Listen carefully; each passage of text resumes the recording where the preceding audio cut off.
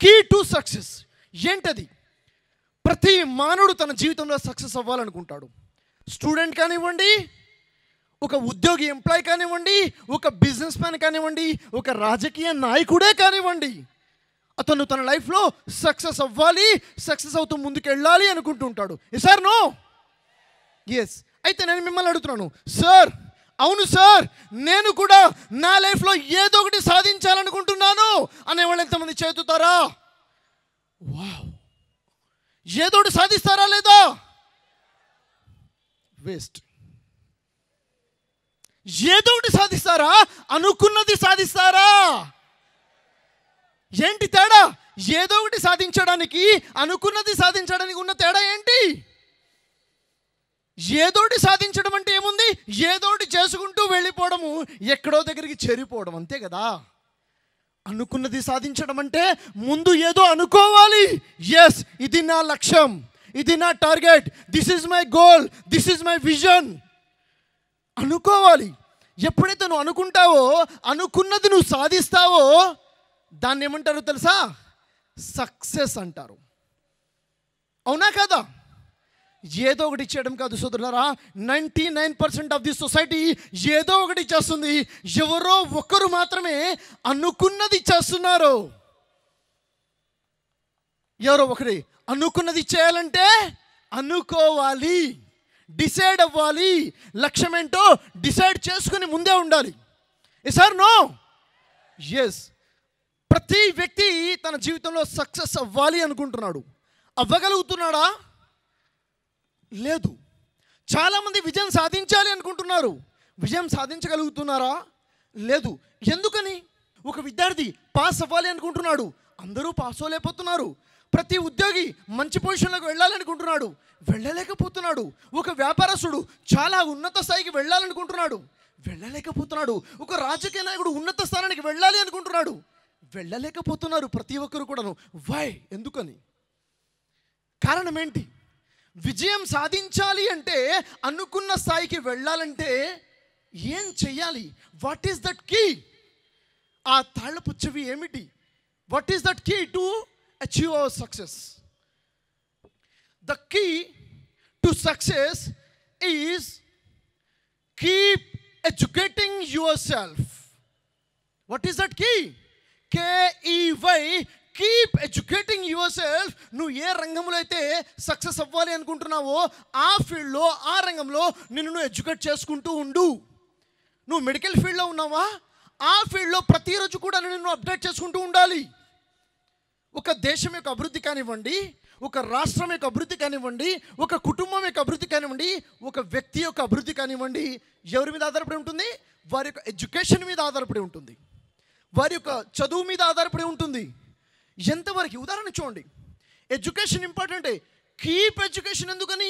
Keep on educating ఎందుకని? ఎప్పుడూ నేర్చుకుంటూనే ఉండాలా? చదివాం కదండి 10 సంవత్సరాలు, 18 సంవత్సరాలు చదివాం కదా, స్కూల్లో 10 సంవత్సరాలు, కాలేజీలో 5, 6, 7 సంవత్సరాలు, ఇంకా చదువుతూనే ఉండాలా? ఎస్. ఎందుకని? ఒక్కసారి గమనించండి. ఒక 15 సంవత్సరాల క్రితం మీరు మీ రెజ్యూమ్ని తయారు చేస్తే, అప్పుడు 15 సంవత్సరాల క్రితం ఉన్న సివిని చూసి ఎలా ఉండేది? దాంట్లో స్కిల్స్, నా యొక్క నైపుణ్యతలు ఏంటంటే టైపింగ్ అని రాసేవారు, MS ఆఫీస్ అని రాసేవారు, ఎక్సెల్ అని రాసేవారు, కంప్యూటర్ బేసిక్స్ అని రాసేవారు. అప్పుడవి స్కిల్స్గా ఉన్నాయి. ఈరోజు ఏమిటవి? Basic things. టైపింగ్ వచ్చని రాయాలా? ఒకప్పుడు గొప్ప గొప్ప స్కిల్స్ ఈరోజు ఏమైపోయినాయి? వెరీ కామన్ థింగ్స్ అయిపోయినాయి. అప్పుడు నువ్వు నెంబర్ 1 కావచ్చు, నేర్చుకోవడం ఆపేస్తే ఈరోజు ఎక్కడ నువ్వు కనిపించవు సొసైటీలో ఎప్పుడుగా నెంబర్ 1గా నిలబడాలి అంటే, ఎప్పుడు ఆ పొజిషన్లో ఉండాలంటే చేయవలసిందేంటి? Keep on educating. ఎప్పుడు కూడా మనల్ని మనం అప్డేట్ చేసుకుంటూ ముందుకెళ్తూ ఉండాలి. ఇది the best key to for our success. అయితే ఉదాహరణ చూడండి, చదువు, ఎడ్యుకేషన్. ఈరోజు చాలామంది యువత పిల్లల కాలేజీలో ఏముందంటే తల్లిదండ్రుల కోసమే చదువుతున్నారు. ఎందుకు వెళ్తున్నావా ఆ స్కూల్కి, కాలేజ్కి? మమ్మీ డాడీ పంపిస్తున్నారు కాబట్టి వెళ్తున్నాం. సొంతంగా ఇన్నర్ ఫీలింగ్ లేదు, ఇన్నర్ ఇంట్రెస్ట్ లేదు. ఏదో వెళ్తున్నామంటే వెళ్తున్నాం, వెళ్ళాలి కాబట్టి వెళ్తున్నాం. చదువెందుకు? తల్లిదండ్రులు చదివిస్తున్నారు కాబట్టి చదువుతున్నాం. అసలేంటి చదువు వల్ల జీవితంలో వచ్చే మార్పు ఏంటి? ఉదాహరణ చూడండి. ఒక కోడిగుడ్డుని బయట నుంచి పగలగొడితే ఏమవుతుంది? పగిలిపోతుంది. అదే కోడిగుడ్డు లోపల నుంచి పగలగొట్టుకుని బయటికి వస్తే ఏమవుతుంది? అదొక జీవితం అవుతుంది, అదొక లైఫ్ అవుతుంది. కోడిగుడ్డుని లోపల నుంచి పగలగొట్టుకు వస్తుంటే ఒక లైఫ్ బయటకు వస్తుంది. ప్రెజర్ అనేది, ఇంట్రెస్ట్ అనేది, ఫోర్స్ అనేది ఎక్స్టర్నల్గా ఉంటే చదువు అంటే ఏమవుతుంది? రిజల్ట్ ఏమీ ఉండదు. అది ఇంటర్నల్ ఇంట్రెస్ట్ ఉండి ఇంటర్నల్ ఫోర్స్తో మనం చదివే పరిచేసే ఒక లైఫ్ అనేది ముందుకు వస్తుంది. సార్ నో, ఇలాంటిది మనలో ఉందా? నా కోసం నేను చదువుతున్నానా? ఒక్కసారి ఆలోచించాలి. మన ఎడ్యుకేషన్ ఎవరి కోసం? నిజంగా ఒక వారానికి 6 రోజులు కాలేజ్కి స్కూల్కి వెళ్తుంటే దాంట్లో ఎన్ని రోజులు వర్కౌట్ చేస్తున్నాం ఎగ్జాక్ట్గా? బహు కష్టంగా. ఎగ్జామ్స్ కన్నా ముందు 1 నెల. అవునా కదా? అంతే కదా? ఎందుకంటే ఆ ఇంట్రెస్ట్ ఇన్నర్ ఫీలింగ్ కాదు. ఒక సమాధానం చెప్పండి సార్. హార్ట్ఫుల్గా సమాధానం చెప్తారా? నిజాయితీగా చెప్తారా? చెప్పండి. ఏవైతే ప్రీవియస్ ఎగ్జామ్స్ మీకు అయ్యాయో, మీరు రాసి మీకు రిజల్ట్స్ వచ్చాయో, అవి మీకు తెలుసా లేదా? ఏ రిజల్ట్స్ అయితే మీకు వచ్చాయో నిజంగా చెప్పండి హార్ట్ఫుల్గా, అదేనా మీ కెపాసిటీ, మీ కేపబిలిటీ? అదేనా? కాదు కదా. నిజంగా మీరు ఎక్కువగా ఫోకస్ చేస్తున్నట్లయితే, నిజంగా మీరు ఎక్కువగా కాన్సన్ట్రేషన్ చేస్తున్నట్లయితే అంతకన్నా బెటర్ రిజల్ట్ వచ్చుండేదా లేదా? Sir no. ఎందుకు రాలేదు? ఫోకస్ చేయలేదు, కాన్సన్ట్రేషన్ లేదు, అంత ఇంట్రెస్ట్ పెట్టలేదు. ఆ ఇన్నర్ ఇంట్రెస్ట్ అనేది లేదు కాబట్టి ఆ షైన్ఫుల్ బ్రైట్ఫుల్ రిజల్ట్స్ రాలేదు. Sir no. ఎడ్యుకేషన్ యొక్క ఇంపార్టెన్స్ ఏంటి అసలు? చూడండి, చదువుకున్న వాడికి చదువుకోని వాడికి తేడా ఉందా లేదా? ఇది ఎలాంటి ప్రశ్న అంటే, చూడగలిగిన వాడికి గుడ్డివాడికి తేడా ఉందా లేదా? కళ్ళున్న వాడికి కళ్ళు లేని వాడికి తేడా ఉందా లేదా? ఎందుకు లేదు? వినగలిగిన వాడికి చెవిటి వాడికి తేడా ఉందా లేదా? జ్ఞానం ఉన్నవాడికి జ్ఞానం లేనివాడికి తేడా ఉందా లేదా? ఉదాహరణ చూడండి, ఒక బిజినెస్ మ్యాన్ చదువుకొని లేడు, ఎలా ఉంటుంది? అదే బిజినెస్ మ్యాన్ చదువుకొని ఉన్నాడు, ఎడ్యుకేషన్ ఉంది, ఎలా ఉంటుంది డిఫరెన్స్? ఒక ఎంప్లాయ్ ఎడ్యుకేషన్ లేదు, ఒక ఎంప్లాయ్ దగ్గర ఎడ్యుకేషన్ ఉంది, ఎలా ఉంటుంది డిఫరెన్స్? అంతెందుకు ఫ్యామిలీ రిలేషన్స్ చదువుకున్న వాళ్ళలో ఎలా ఉంటుంది, చదువుకోని వారిలో ఎలా ఉంటుంది? డిఫరెన్స్ ఉంటుందా లేదా? చదువు అనేది, ఎడ్యుకేషన్ అనేది ఒక సంస్కారం నేర్పుతుంది. హౌ టు బిహేవ్ అనేది తెలుస్తుంది. ఎలా మాట్లాడాలి, ఎలా నడవడిక కలిగి ఉండాలి, సెల్ఫ్ కాన్ఫిడెన్స్ పెరుగుతుంది. ఉదాహరణకి ఒక వ్యక్తి దగ్గర కోట్ల రూపాయల బ్యాంక్ బ్యాలెన్స్ ఉండొచ్చు, 4 అంతస్తుల భవనము ఉండొచ్చు, మంచి లగ్జరీ కారు కూడా ఉండొచ్చు. చదువు కనుక లేకపోతే, అంగోటా చాప్ అయితే కాన్ఫిడెన్స్ లెవెల్స్ ఉంటాయా? లేవు. ఎడ్యుకేషన్ ఒక మనిషి యొక్క సెల్ఫ్ కాన్ఫిడెన్స్ బిల్డ్ చేస్తుంది. ఒక ఎడ్యుకేషన్ ఒక వ్యక్తి యొక్క సెల్ఫ్ ఎస్టీమ్, గౌరవాన్ని ఇవ్వడాన్ని నేర్పుతుంది, గౌరవాన్ని తీసుకోవడానికి కూడా నేర్పుతుంది, గౌరవాన్ని తెచ్చిపెడుతుంది ఎడ్యుకేషన్. కాబట్టి చదువు అనేది ఏ వ్యక్తి, ఎవరైనా కానీ ఎడ్యుకేషన్ ఎవరి కోసం చేయాలి? అమ్మ నాన్న కోసం కాదు, సొసైటీ కోసం కాదు, అది నా కోసం నేను చేయాలి, నా ఫ్యూచర్ కోసం నేను చేయాలి. ఈ ఇంట్రెస్ట్ మనలో ఉండాలి. ఇది the basic key for our success. చదువులు అయిపోయాయి, చదువులు అయిన తర్వాత కూడా మనం ఉన్న ఫీల్డ్కి తగ్గట్టుగా మనం అప్డేట్ చేసుకుంటూ ముందుకెళ్ళగలాలి. అది మనం చేస్తున్నామా లేదా అన్నది చూడాలి. ఉదాహరణకి మన భారతదేశంలో చూసుకుంటే దాదాపుగా 82 లక్షల మంది స్కూల్ డ్రాప్అవుట్స్ ఉన్నారు. స్కూల్స్కి వెళ్ళట్లేదు, వెళ్తూ మానేసినారు. 82 లక్షల మంది విద్యార్థులు ఉన్నారు. ఎందుకయ్యా అని పరిశీలిస్తే భారతదేశంలో 22% పాపులేషన్ బిలో పవర్టీ లెవెల్లో ఉన్నారు. పేదరికానికి ఏదైతే దారిద్ర్య రేఖ ఉంటుందో అంతకన్నా కింది స్థాయిలో 22% పాపులేషన్ ఉంది. ఎందుకని ఇంత పవర్టీ ఉంది? ఎందుకు ఇంత పేదరికం ఉందంటే ఎడ్యుకేషన్ లేదు. ఎందుకు ఎడ్యుకేషన్ లేదంటే పేదరికం ఉంది కాబట్టి చదువుకోలేదు కాబట్టి పేదరికం ఉంది. ఫైనల్గా ఏమైంది? క్రైమ్ రేట్ అనేది రోజుకి పెరిగిపోతుంది. దురదృష్టం ఏంటంటే చిన్న పిల్లల్లో కూడా క్రైమ్ రేట్ పెరిగిపోతుంది. చిన్న పిల్లల జైల్స్ ఏవైతే ఉన్నాయో నిండిపోతున్నాయి. చిన్న పిల్లలు ఊహించినటువంటి తప్పులు చేస్తున్నారు. ఎందుకని? ఎడ్యుకేషన్ లేదు, చదువు లేదు, పవర్టీ ఉంది. ఈ అన్ని సమస్యలకి పరిష్కారం, ఒక దేశం అభివృద్ధి చెందాలన్నా, ఒక రాష్ట్రం అభివృద్ధి చెందాలన్నా, ఒక కుటుంబం, ఒక వ్యక్తి అభివృద్ధి చెందాలన్నా ప్రతి వ్యక్తి చదవాలి, ప్రతి కుటుంబం అభివృద్ధి చెందాలి. Education is the key for success of a country, of a nation, of a state. అయితే ఇవ్వబడుతున్న బహుమానం మనం ఎలా స్వీకరిస్తున్నాం? మన దగ్గర ఎంత అవేర్నెస్ ఉంది? మనం ఎంత చదువుకుంటున్నాం? చదువుల లాభమే తెలియకపోతే ఏం లాభం? ఉదాహరణ చూడండి, ఒక గుర్రం ఉంది. గుర్రానికి దాహం లేదు, నీళ్లు తాగలేదు. బలవంతంగా నీళ్ళ దాకా తీసుకెళ్తాం, కానీ తాగించగలుగుతామా? లేదు కదా. అదే గుర్రానికి దాహం ఉంటే 10 మంది పట్టుకుని ఆపుతున్నా గుర్రాన్ని ఆపలేము, నీళ్లు తాగకుండా అది వెళ్ళి తాగుతుంది. కావాల్సిందంటో తెలుసా? దాహం ఉండాలి, ఆ థ్రస్టినెస్ మనలో ఉండాలి. చదువుకోవాలి, ఎదగాలి అని మనకు ఉండాలి. అది మనలో ఉందా లేదా? స్టూడెంట్ లైఫ్ పోయిన తర్వాత మళ్ళీ రాదు. వస్తుందా? వెళ్ళిన తర్వాత రాదు. తర్వాత అయ్యో అని బాధపడటం కన్నా ఈరోజు మేలుకోవాలి. అవునా కదా? జరిగిందేదో జరిగిపోయింది, నిన్న తిరిగి రాదు. ఈరోజు ఇప్పుడు ఉంది, ఇప్పుడు నిర్ణయం తీసుకోవాలి. ఈ రోజు నుంచి మనలో మార్పు రావాలి, చదవాలి అన్న కోరిక పుట్టాలి. ఈ ఒక ఎగ్జాంపుల్ చూడండి. ఎవరు కనిపిస్తున్నారు స్క్రీన్లో? ఏపీజే అబ్దుల్ కలాం గారు ఉన్నారు. జాగ్రత్తగా వినండి. కతేరిస్ అనే వ్యక్తి పేరు. 10th క్లాస్ ఎగ్జామ్స్ ఫెయిల్ అయిపోయాడు. మళ్ళీ ఎగ్జామ్స్ రాయాలి అన్న ఆలోచన కూడా చేయలేదు. ఎందుకంటే ఫెయిల్ అయింది ఇంగ్లీష్ సబ్జెక్ట్లో. ఇంగ్లీష్ అంటే భయం, వణుకు. మళ్ళీసారి ఇంగ్లీష్ ఎగ్జామ్ రాయాలంటే అమ్మో వద్దు అనుకున్నాడు. చదువులు మానేశాడు కతేరిసన్. ఆ తర్వాత ఏం చేశాడు? డ్రైవింగ్ నేర్చుకున్నాడు, ప్రొఫెషనల్ డ్రైవర్గా మారాడు. ఆ తర్వాత ఆర్మీలో జాబ్ సాధించాడు డ్రైవర్గా. జాబ్ వచ్చిన తర్వాత మొట్టమొదటిసారిగా అతనికి ప్లేస్మెంట్ ఎక్కడైందంటే హైదరాబాద్లో DRDLలో అతనికి జాబ్ వచ్చింది, first placement.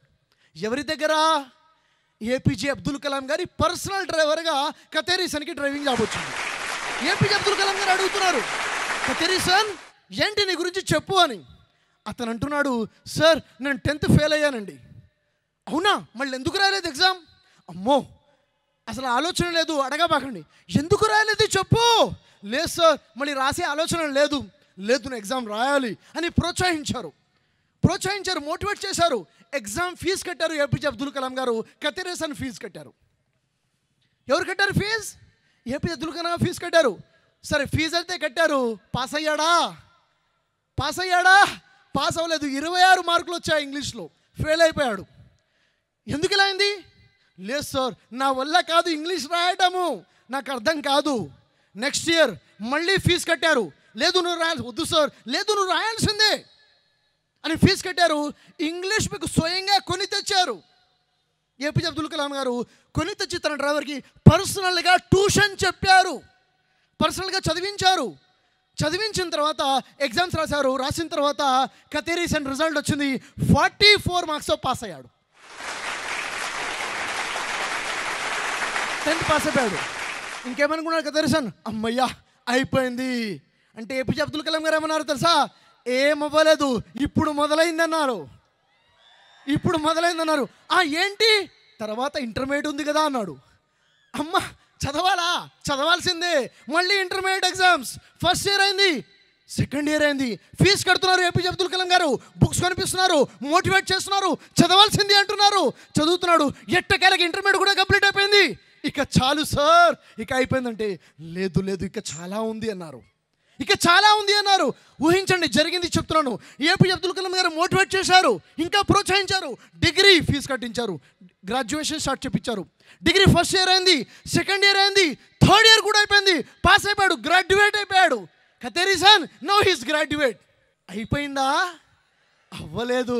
AP Abdul Kalam గారు మోటివేట్ చేశారు. లేదు గ్రాడ్యుయేషన్ మాత్రమే కాదు, నువ్వు చేయగలుగుతావు, నువ్వు చదవగలుగుతావు. పీజీ ఎంట్రన్స్ రాయ్. పీజీ ఎంట్రన్స్ నేనా? నువ్వే పీజీ ఎంట్రన్స్ రాయ్. ఎలా రాయాలి, ఎలా ప్రిపేర్ అవ్వాలో గైడ్ చేశారు, కావాల్సిన మెటీరియల్ తెచ్చిచ్చారు. పీజీ ఎంట్రన్స్ అయింది, సీట్ వచ్చింది పీజీలో. Distance post graduation first year అయిపోయింది, సెకండ్ ఇయర్ కూడా అయిపోయింది. కతేరిసన్ పోస్ట్ గ్రాడ్యుయేట్ అయిపోయాడు. ఎవరయ్యారు? 10th క్లాస్ ఫెయిల్ ఒక డ్రైవర్ ఇప్పుడేంటి పోస్ట్ గ్రాడ్యుయేట్ అయిపోయాడు. ఒకళ్ళ ప్రోత్సాహం ద్వారా. అయిపోయిందా లేదా? ఇప్పుడేంటి ఇప్పుడు అతనేంటి? గ్రాడ్యుయేటా పోస్ట్ గ్రాడ్యుయేటా? అక్కడ ఆగలేదు. పీజీ అయింది, అక్కడ ఆగలేదు. ఏం చేయాలి సార్? పిహెచ్డి చేయాలి అన్నారు, డాక్టరేట్ చేయాలి అన్నారు. ఒక డ్రైవర్తో అంటున్నారు. కలిసి 10 సంవత్సరాల ప్రయాణం జరిగింది. తన పర్సనల్ డ్రైవర్గా ఏపీజే అబ్దుల్ కలాం గారితో పాటు కతేరి సంధి పిహెచ్డిలో జాయిన్ చేయించారు. పిహెచ్డి అయింది, పేపర్ కంప్లీట్ చేశాడు. Now he is doctor Kathiresan. Now he is doctor Kathiresan. ఆ తర్వాత ఏమైంది? తన government job, central government job ఏదైతే ఉందో దానికి వాలంటరీ రిటైర్మెంట్ తీసేశాడు. వాలంటరీగా రిటైర్మెంట్ తీసుకున్నాడు కతేరి సన్. ఆ తర్వాత ఇప్పుడు ఏంటో తెలుసా? తమిళనాడులో ఒక యూనివర్సిటీలో ఒక ప్రొఫెసర్గా ఉన్నాడు Kathiresan. Driver to doctor, driver to professor. ఏ ప్రొఫెసరో తెలుసా? 12 మంది పిహెచ్డి రీసెర్చ్ స్కాలర్స్కి గైడ్గా ఉన్నాడు ఇప్పుడు Kathiresan. This is power of education. నేను చెయ్యలేను, నా వల్ల కాదు అంటే ఏమీ చేయలేవు. ఏది నీ వల్ల కాదు, ఏది నీ వల్ల కాదు. నువ్వు ఉన్నావు అంటే నువ్వు చుట్టుపక్కల ఉన్న నలుగురికి నువ్వు మోటివేషన్ ఇవ్వగలగాలి. Yes or no? నువ్వు ఉన్నావంటే మీ అన్నయ్యకి, మీ తమ్ముడికి, మీ చెల్లికి, మీ పక్కింటి వాడికి, నీ స్నేహితుడికి మోటివేషన్గా నిలబడగలగాలి. ఈరోజు కతేరి సన్ ప్రొఫెసర్గా, డాక్టర్గా ఉన్నాడంటే క్రెడిట్ ఎవరి కోసం సార్? ఏపీజే అబ్దుల్ కలాం గారు. అలా మీరు నేను ఉండాలా అవసరం లేదా? 100%. ఎడ్యుకేషన్ వల్ల మెరాకిల్స్, ఎడ్యుకేషన్ వల్ల లైఫ్లో అద్భుతమైన రిజల్ట్స్ వస్తాయి. దాన్ని ఎప్పుడు కూడా వదిలిపెట్టకూడదు. వయసుతో సంబంధం లేనటువంటిది ఏమిటి? ఎడ్యుకేషన్. చూడండి, మీ దగ్గర మీ అకౌంట్లో, బ్యాంక్ అకౌంట్లో 2 కోట్ల రూపాయలు ఉన్నాయనుకోండి, క్యాష్ అకౌంట్లో ఉన్నాయి. సేఫ్టీయా? సేఫ్టీనా? ఎవడు హ్యాక్ చేస్తాడో, ఎప్పుడు కొల్లగొడతాడో. Yes or no? మరి మీరు చదువుకున్నారు, దొంగతనం అవుతుందా? చదువు అవుతుందా? అవ్వదు. అదేంటి సార్ అట్లా అన్నారు? మొన్ననే బస్సులో పోతుంటే మా సర్టిఫికేట్స్ అన్నీ దొంగతనం అయిపోయాయి. సర్టిఫికేట్స్ పోతాయా? పోవా? సర్టిఫికేట్స్ పోతాయి. ఎడ్యుకేషన్ అంటే ఏంటో తెలుసా? ఎడ్యుకేషన్ అంటే సర్టిఫికేట్స్ కాదు. చదువు అంటే ఏంటి? ఉదాహరణకి నేనున్నాను, నేను ఒక మాస్టర్ మోటివేటర్ అని ఎంతమంది ఒప్పుకుంటారు? సార్ రియల్లీ మీరు మోటివేట్ చేస్తారు అని. మరి నా దగ్గర సర్టిఫికెట్ ఉందా? లేదు కదా. సర్టిఫికెట్ ఉన్నంత మాత్రం మన ఏదేమీ కాదు. దాంతోపాటు కావాల్సింది స్కిల్స్, దాంతోపాటు కావాల్సింది స్కిల్స్. ఆ Kathiresan driver to now doctor Kathiresan అయ్యాడంటే అది ఎడ్యుకేషన్ వల్ల సాధ్యమవుతుంది. కాబట్టి చదవాలి, చదువు గురించి చెప్పాలి. సమాజంలో చూడండి, ఇప్పుడు కూడా 2 రకాల వ్యక్తులు ఉంటారు. 2 రకాలు. ప్రజలు ఎన్ని రకాలు సార్? ప్రజలు ఎన్ని రకాలు? ఒకటేంటి? ఆడ. రెండోది అంతేనా? అంతేనా? 2 రకాలు ఎవరంటే, ఒక రకంలో 99% ఉన్నారట, మరో రకంలో 1% ఉన్నారంటే ఆడ మగ అయితే కాదు. అవునా? ఎవరు ఈ 99% ఎవరు? ఈ 1% ఎవరు అంటే, ఈ 99% వ్యక్తులు ఎవరంటే ఎప్పుడు కూడా వారు చేసే పనుల గురించి కారణాలు చెబుతూ ఉండిపోతారు. 1% కార్యాలు చేసుకుంటూ ముందుకెళ్ళిపోతుంటారు. ఎప్పుడు కూడా వీరి యొక్క దృష్టి ఎక్కడ ఉంటుంది? ఏదో కారణం, ఏదో వంక, ఇలా అయిపోయింది, అలా అయిపోయింది. ఎప్పుడు కూడా డిఫికల్టీస్ మీద ఫోకస్ చేస్తుంటారు, ప్రాబ్లమ్స్ మీద ఫోకస్ చేస్తుంటారు. 1% వాళ్ళ విజన్ మీద ఫోకస్ చేస్తుంటారు. వారు ఏం చేయాలో వారికి తెలిసి ఉంటుంది. సమస్యలు ఎవరికి లేవు సార్? సమస్యలు అందరికీ ఉన్నాయి. సమస్యలను చూడటం మొదలు పెడితే మీ లక్ష్యం మీకు కనిపించదు. లక్ష్యాన్ని చూడటం మొదలు పెడితే సమస్యలు మీకు కనిపించవు, అవి ఎంత దగ్గరగా ఉన్నా కానీ. మన మైండ్ సెట్లో మార్పు రావాలి, మన ఆలోచనలో మార్పు రావాలి. లేదు సార్, మా అమ్మ నాన్న చదువుకోలేదు సార్, మా నాన్నగారు లేరు సార్, మా అమ్మ లేదు సార్, మేము చాలా పేదవాళ్ళం సార్, మేము పల్లెటూరు నుంచి వచ్చాం సార్. ఇలా రాసుకుంటూ రండి, 100 పాయింట్స్ ఉంటాయి. Don't focus on your problems, focus on your passion, focus on your vision. ఎప్పుడైతే మీరు సమస్యల వైపు చూస్తారో సమస్యలే కనిపిస్తాయి, ఇక ఏమీ కనిపించవు. ఒకసారి ఆలోచించండి. మార్పు రావాలి, మన ఆలోచనలో మార్పు రావాలి. మైండ్ సెట్ ఎలా ఉంది ఈరోజు సమాజంలో? సార్ నాకేది రాదు సార్, నా వల్ల కాదండి, నేను గెలవడం కష్టం, నాకంత అదృష్టం లేదు, నా జీవితం ఇంతే. ఈ మైండ్ సెట్ డెవలప్ అయిపోయింది ప్రతి వ్యక్తిలో. వ్యాపారస్తుల్లో ఉద్యోగస్తుల్లో, ఫ్యామిలీ రిలేషన్స్లో, ప్రతి వ్యక్తి, ప్రతి స్టూడెంట్లో కూడా నా వల్ల కాదు. అదేంట్రా 50% మార్క్స్ వచ్చాయి, అంతేగా, నా గురించి నీకు తెలీదా, అంతేగా అంటే నేను ఇంతే అని డిసైడ్ అయిపోయాడు. 4 సంవత్సరాల నుంచి వ్యాపారం చేస్తున్నావు కదా, ఏంటి పెద్ద గ్రోత్ ఏం లేదు, అంత అదృష్టం లేదురా, నాకు అదృష్టంలో కూడా ఉండాలి కదా. అర్థమవుతుందా? నాకు అంత అదృష్టం లేదు, నా వల్ల కాదు, నేను చేయలేను, ఇది మైండ్ సెట్. చెప్పండి, ఏ వ్యక్తి మైండ్ సెట్ అయితే నా వల్ల కాదు అని ఉంటుందో అతను ప్రయత్నం చేస్తాడా? ఎవరైతే ప్రయత్నం చేయరో వారికి రిజల్ట్స్ వస్తాయా? రావు కదా. మారాల్సింది మైండ్ సెట్. ఎలా ఉండాలి? ఎస్, నేను చేయగలను, నా వల్ల అవుతుంది, నేను ప్రయత్నిస్తే సాధ్యమే, నేను సాధించగలను, నేను సైతం చేయగలనన్న ఆలోచన ఉండాలి, మైండ్ సెట్ ఉండాలి. Yes, I can do it, I will do it, నేను చేయగలను. ఎప్పుడైతే చేయగలను అనిపిస్తుందో ప్రయత్నం చేస్తావో రిజల్ట్ కూడా అలాగే వస్తుంది. రావాల్సింది మన ఆలోచనలో మార్పు రావాలి. ఎప్పుడైతే ఆలోచనలో మార్పు వస్తుందో పనులు, రిజల్ట్స్ మారుతాయి. ఉదాహరణ చూడండి, రిజల్ట్స్, మీ మార్క్స్ 80% అంతకన్నా ఉన్నతంగా రావాలి. మీ బిజినెస్ అవుట్పుట్ ఎంత ఉంది, రిటర్న్స్ ఆన్ ఇన్వెస్ట్మెంట్ ఎంత ఉంది, అంతకన్నా ఎక్కువ రావాలా? మీరు ఏ ఫీల్డ్లో ఉన్నా ఆ ఫీల్డ్లో రిజల్ట్ ఎక్కువగా రావాలా? రిజల్ట్స్ మీ పనుల మీద, మీ యాక్షన్స్ మీద ఆధారపడి ఉంటాయి. మీ యాక్షన్స్ మీ మైండ్ సెట్ మీద ఆధారపడి ఉంటుంది. మీ మైండ్ సెట్ మీ విజన్, మీ లక్ష్యం మీద ఆధారపడి ఉంటుంది. ఉదాహరణకు చూడండి, ఒక వ్యక్తి ఉన్నాడు, అతని లక్ష్యాన్ని బట్టి అతను ఆలోచిస్తాడు, అతను ఆలోచనను బట్టి పని చేస్తాడు, అతని పనిని బట్టి తనకి రిజల్ట్స్ వస్తాయి. ఇక్కడ నుంచి తన స్నేహితుడి ఇంటికి వెళ్ళాలి అనుకున్నాడు. తన స్నేహితుడి ఇల్లు ఎక్కడ ఉంది? అదే గల్లీలో 4 ఇళ్ల తర్వాత ఉంది. ఎలా బయలుదేరతాడు? వెళ్తాడు, చెప్పులేసుకుని నడుచుకుంటూ వెళ్ళిపోతాడు. Yes or no? ఎస్. అదే మరో విషయం, తన స్నేహితుడి దగ్గరికి వెళ్ళాలనుకున్నాడు. తన స్నేహితుడిలో తన ఇంటికన్నా 2-3 కిలోమీటర్ల దూరంలో ఉంది. ఏం చేస్తాడు? వెంటనే ఏం చేస్తాడు? బైక్ కీ తీసుకుంటాడు, షూస్ చెప్పులు వేసుకుంటాడు, బైక్ స్టార్ట్ చేస్తాడు. Yes or no? ఎస్. అదే తన స్నేహితుడి ఇల్లు, తన చుట్టాల ఇల్లు ఒక 50-100 కిలోమీటర్ల దూరంలో ఉంటే నడుచుకుంటూ వెళ్తాడా? బైక్ మీద వెళ్తాడా? కారులో వెళ్తాడు, లేక బస్సులో వెళ్ళే ప్రయత్నం చేస్తాడు, ట్రైన్లో వెళ్ళే ప్రయత్నం చేస్తాడు. Yes or no? అదే తన స్నేహితుడిలో అమెరికాలో ఉంటే బైక్ తీస్తాడా? కార్ స్టార్ట్ చేస్తాడా? ఫ్లైట్ ప్లానింగ్ చేసుకుంటాడు. నేను మిమ్మల్ని అడుగుతున్నాను, తనకి నడుచుకుంటూ పో అని చెప్తుంది ఎవరు? మైండ్. బైక్ తీయమని చెప్పింది ఎవరు? మైండ్. కార్ స్టార్ట్ చేయమని చెప్పింది ఎవరు? Mind. No aeroplane ticket book చేయమని చెప్పింది ఎవరు? మైండ్. అంటే మైండ్ ఎంత పవర్ఫుల్ చూడండి. నువ్వు ఏ లక్ష్యాన్ని పెట్టుకున్నావో లక్ష్యానికి తగ్గట్టుగా నీకు ప్లానింగ్ ఇస్తుంది. Yes or no? నీ లక్ష్యం అమెరికానా, నీ లక్ష్యం పక్క ఊరా? లక్ష్యాన్ని నువ్వు డిసైడ్ చేయి, చేరే మార్గం నీ మైండ్ నీకు చెప్తుంది. విజన్ ఎలా ఉంటే మైండ్ సెట్ ఎలా ఉంటుంది. లేదు సార్, నాకు అంత స్కిల్ లేదు సార్, అంత పెద్ద పని చేయలేను సార్. సార్ నేను మిమ్మల్ని ప్రశ్న అడుగుతాను, చెప్పండి, సమ్మర్ అనగానే ఏ ఫ్రూట్ గుర్తొస్తుంది? ఏంటది? ఎంతమందికి ఇష్టం? వావ్. చూడండి, ఒక 2 కావాలి. 2 స్టేజ్ మీదకి వస్తారు. ఎవరైనా 2 స్టేజ్ మీదకి వాలంటీర్గా రావాలి, త్వరగా రావాలి. ఎస్, కమాన్ రండి. What's your name? Krishna. Ali. Prakash. లైన్గా నిల్చుంటారా వాళ్ళని ఫేస్ చేసి?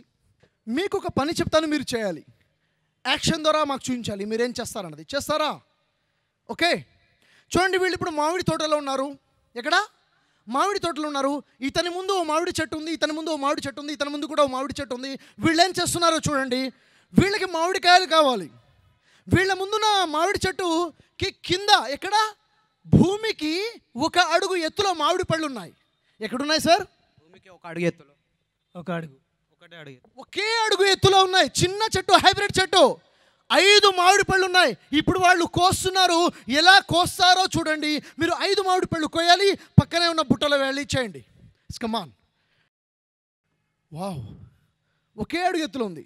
5 అడుగులు కాదు. హలో, ఎక్కడున్నది? ఇదంటే 1 అడుగు కాదు, ఇది 1 అడుగు.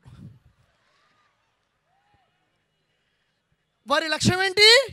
ఒక అడుగు ఎత్తులో ఉన్నదాన్ని అందుకోవడం. సరే అయిపోయింది. నెక్స్ట్ సార్, ఇప్పుడు మీరు నిలబడగానే మీ కళ్ళ ముందు 5 అడుగుల ఎత్తులో మామిడి కాయలు కనిపిస్తున్నాయి. 5 ఉన్నాయి, కోయండి. సార్ మీ హైట్ 5 అడుగులే, మీ హైట్లో ఉంది.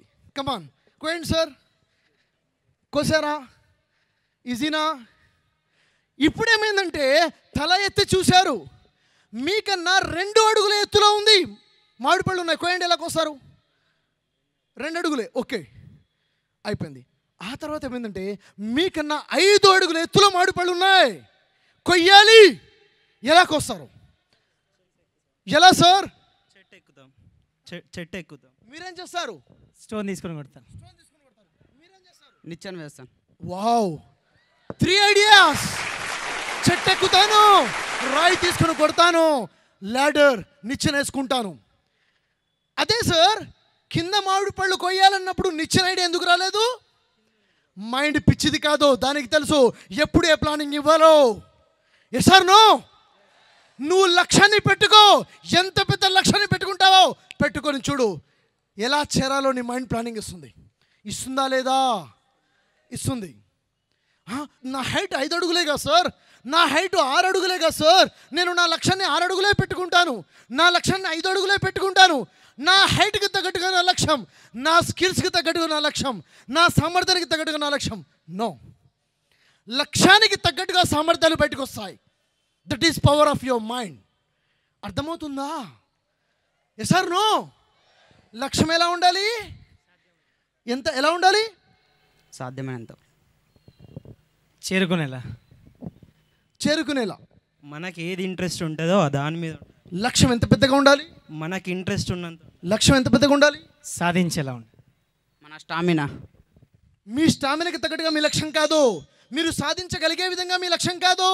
ఎంత పెద్దగా పెట్టగలుగుతారో అంత పెద్ద లక్ష్యాన్ని పెట్టుకోండి. ఎంత పెద్దగా పెట్టగలుగుతారో, ఊహించగలిగేంత పెద్దగా పెట్టుకోండి. మీరు ఊహించగలుగుతున్నారంటే సాధించగలుగుతారని అర్థం. అర్థమవుతుందా? సార్ నాకు 2 కాళ్ళు ఉన్నాయి సార్, 2 కిలోమీటర్లే నడవగలుగుతాను సార్, నా సామర్థ్యం ఇంతే సార్. లక్ష్యాన్ని పెట్టుకో, అమెరికా వెళ్ళాలని. మైండ్ చెప్తుంది ఫ్లైట్ టికెట్ బుక్ చేయమని. మైండ్ చెప్తుంది ఫ్లైట్ టికెట్ బుక్ చేయమని. చూడబాకు నీ కాళ్ళ గురించి, నీ సామర్థ్యం గురించి చూడబాకు.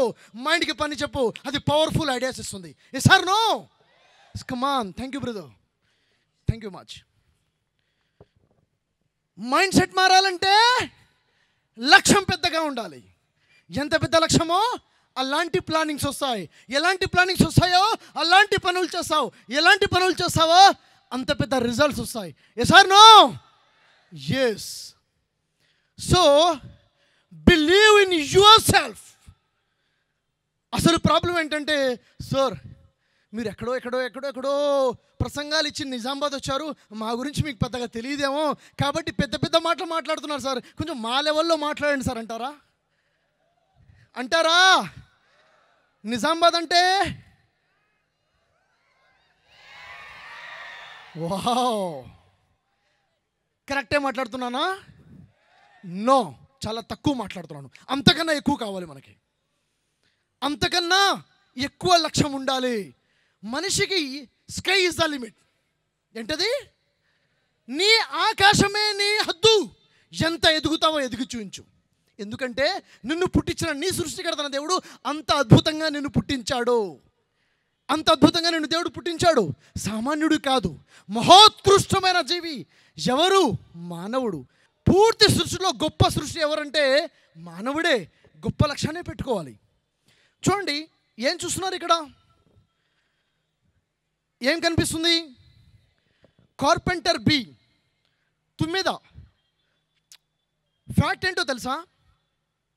శాస్త్రవేత్తలు కార్పెంటర్ బీని చూసి ఏమంటున్నారో తెలుసా? దీని యొక్క రెక్కల అమరికను బట్టి, దీని యొక్క శరీర నిర్మాణాన్ని బట్టి పరిశీలన చెప్తున్నారు, ఇది ఎగరలేదు. ఎగిరేటటువంటి ఫిజికల్ స్ట్రక్చర్ దీనికి లేదు అని చెప్తున్నారు శాస్త్రవేత్తలు. ఎగురుతుందా లేదా? ఎందుకో తెలుసా? అది ఎగరలేదన్న విషయం దానికి తెలియదు కాబట్టి. అది ఎగరలేదన్న విషయం దానికి తెలీదు. ఎగరగలను అనుకుంటుంది, ఎగిరి చూపిస్తుంది. మీరు చెయ్యలేరు అనుకుంటే ఏమీ చేయలేరు, చెయ్యగలుగుతా అనుకుంటే ఏమైనా సాధించగలుగుతారు. Yes or no? ఎస్. ఈ మైండ్ సెట్ మనలో ఉండాలి, ఈ ఆలోచన మనలో ఉండాలి. జైసే రూట్స్ వైసే ఫ్రూట్స్. ఎలాంటి రూట్స్ ఉంటాయో అలాంటి ఫ్రూట్సే వస్తాయి. ఫ్రూట్స్ మారాలంటే రూట్స్ మారాలి. అర్థమవుతుందా? రూట్స్ ఎక్కడున్నాయి? Mind set. మీ గురించి మీ నాన్నగారు ఏమనుకుంటున్నారు? అవసరం లేదు. మీ గురించి మీ మమ్మీ యొక్క ఒపీనియన్ ఏంటి? అవసరం లేదు. మీ గురించి మీ టీచర్స్ ఏమనుకుంటున్నారు? No problem. మీ గురించి మీ సొసైటీ ఏముంటుంది? No issue. మీ గురించి మీరు ఏమనుకుంటున్నారు? This is important. సార్ నన్ను ఎవరు నమ్మట్లేదు సార్. No problem. నిన్ను నువ్వు నమ్ముతున్నావా? నిన్ను నువ్వు నమ్ముతుంటే ఈరోజు కాకపోతే రేపు ప్రపంచం నిన్ను నమ్ముతుంది.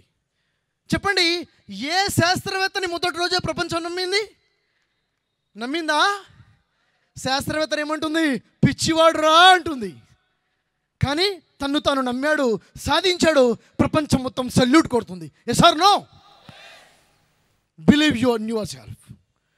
నీ మీద నువ్వు నమ్మకం ఉంచు. ఎందుకంటే నిన్ను దేవుడు అంత అద్భుతంగా పుట్టించాడు. సామాన్యుడివి కాదు, నువ్వు సామాన్యుడివి కాదు. ఒకసారి ఏమైందంటే ఏపీజే అబ్దుల్ కలాం గారు ఒక స్కూల్కి వెళ్ళారు. స్కూల్లో పిల్లలతో మాట్లాడుతున్నారు. 20 నిమిషాలు మాట్లాడారు. మాట్లాడిన తర్వాత స్పీచ్ అయిపోయింది. ఒక్కొక్క పిల్లవాడు వచ్చేసి sir sir sir sir sir please sir autograph sir sir autograph sir అని ఆటోగ్రాఫ్ తీసుకుంటున్నారు. పిల్లలందరూ వచ్చారు. ఏపీ అబ్దుల్ కలాం నవ్వుతూ ఆటోగ్రాఫ్ ఇస్తున్నారు. ఒక్కడు మాత్రం రావట్లేదు, వెనక నిల్చున్నాడు. రావట్లేదు దగ్గరికి. ఏపీ అబ్దుల్ కలాం గారు అందరికీ సైన్ చేసుకుంటూ ఆటోగ్రాఫ్ అతని వైపు చూస్తున్నారు. ఎందుకు వాడు రావట్లేదు, ఆ స్టూడెంట్ ఎందుకు రావట్లేదు అనుకుంటున్నారు. వీళ్ళందరూ వెళ్ళిన తర్వాత వచ్చాడు. వచ్చేమన్నాడు తెలుసా? సార్ నేను పెద్ద మీలా తయారవుతాను సార్ అంటున్నాడు. ఈ మాట విని ఏపీజే అబ్దుల్ కలాం గారు ఏమని ఉంటారు? వెరీ గుడ్, షభాష్ అని ఉంటారా లేదా? Yes or no? నో అనలేదు. ఏమన్నారు తెలుసా? నో, వద్దు, నాలా తయారవద్దు అన్నారు. ఎందుకని? నువ్వు నాలా తయారవద్దు, నువ్వు నీలా తయారవ్వు అన్నారు. అర్థమవుతుందా? నువ్వు నీలా తయారవు. ఒక ఉదాహరణ చెప్పారు. ఒక టెక్స్ట్ బుక్ ఉంది, 400 రూపాయలు. టెక్స్ట్ బుక్ని కొని దాన్ని జీరాక్స్ తీస్తే ఎంత క్లారిటీగా జీరాక్స్ వచ్చినా కానీ దాన్ని ఏమంటారు? జీరాక్స్ కాపీ అంటారు. నువ్వు నాలా తయారైతే నిన్నేమంటారు? APJ Abdul Kalam xerox copy అంటారు. నీకు గుర్తింపు ఉండదు. అర్థమవుతుందా? మీ అన్నయ్య ఏం చేస్తున్నాడో నీకు అవసరం లేదు. వాళ్ళు చేశారు కాబట్టి నేను చేస్తున్నాను. బీఎడ్ ఎందుకు చేసావు? మా ఫ్రెండ్ చేశాడు కాబట్టి బీఎడ్ చేశాను. నువ్వు మ్యాథ్స్ సబ్జెక్ట్లో ఎందుకు వచ్చావు? అందరు చేస్తున్నారు కాబట్టి నేను చేస్తాను. వద్దు, నువ్వేం చేయాలనుకుంటున్నావో నువ్వు చేయి. ఒకే చేతికి ఉన్న 5 వేళ్ళు సమానమా? సమానమా? ఏదైనా ఒక వేలు మరొక వేలికి సమానంగా ఉండాలని ప్రయత్నిస్తే సాధ్యమవుతుందా? లేదు. నువ్వు మరొకరితో పోల్చుకోబాకు. నీలో ఏమి ఉందో చూడు, దాని తగ్గట్టుగా లక్ష్యాన్ని ఏర్పాటు చేసుకో. ఆలోచించి సమాధానం చెప్పాలి. ప్రపంచంలో పోటీ ఉందా లేదా? కాంపిటీషన్ ఉందా లేదా? కొంచెం ఉందా, ఎక్కువ ఉందా? ఇంతకుముందు 100 ఉద్యోగాలు ఉంటే 50 మంది అప్లై చేసేవారు. ఇప్పుడు 100 ఉద్యోగాలు ఉంటే 10,000 మంది అప్లై చేస్తున్నారు. కాంపిటీషన్ ఉందా లేదా? లోనా హైనా? మరి ఇలాంటి కాంపిటేటివ్ వరల్డ్లో మనం పోటీ పడాలా వద్దా ఒకరితో? Yes or no? పోటీ పడాలా? పడకూడదు సార్. ఆలోచించండి. ఎక్కడో పప్పులో కాలేస్తున్నాం, ఎక్కడో తప్పు చేస్తున్నాం, అందుకే లైఫ్ డిస్టర్బ్ అయిపోతుంది. ఒక్కసారి ఆలోచించండి. ఉదాహరణకి ఒక క్లాస్ రూమ్లో first ranker, second ranker, third ranker 3 ఉన్నారనుకోండి. ఎవరు? 3 ఉన్నారు. ఈ థర్డ్ ర్యాంకర్ సెకండ్ ర్యాంకర్ని చూసి వాడు నా కాంపిటీటర్, అతనితో నా పోటీ అనుకున్నాడు. అనుకుంటే ఆ సెకండ్ ర్యాంకర్కి థర్డ్ ర్యాంకర్ ఏదైనా విషయంలో హెల్ప్ చేస్తాడా? డౌట్ క్లియర్ చేస్తాడా? డౌట్ క్లియర్ చేయడు, హెల్ప్ చేయడు. సరే చూడండి, ఒకవేళ ఈ థర్డ్ ర్యాంకర్కి ఎగ్జామ్స్ టైంలో ఏదైనా జరగకూడదు జరిగి మార్క్స్ తక్కువ వచ్చాయి. సెకండ్ ర్యాంకర్ ఏం చేస్తాడు? సంతోషపడతాడా, బాధపడతాడా?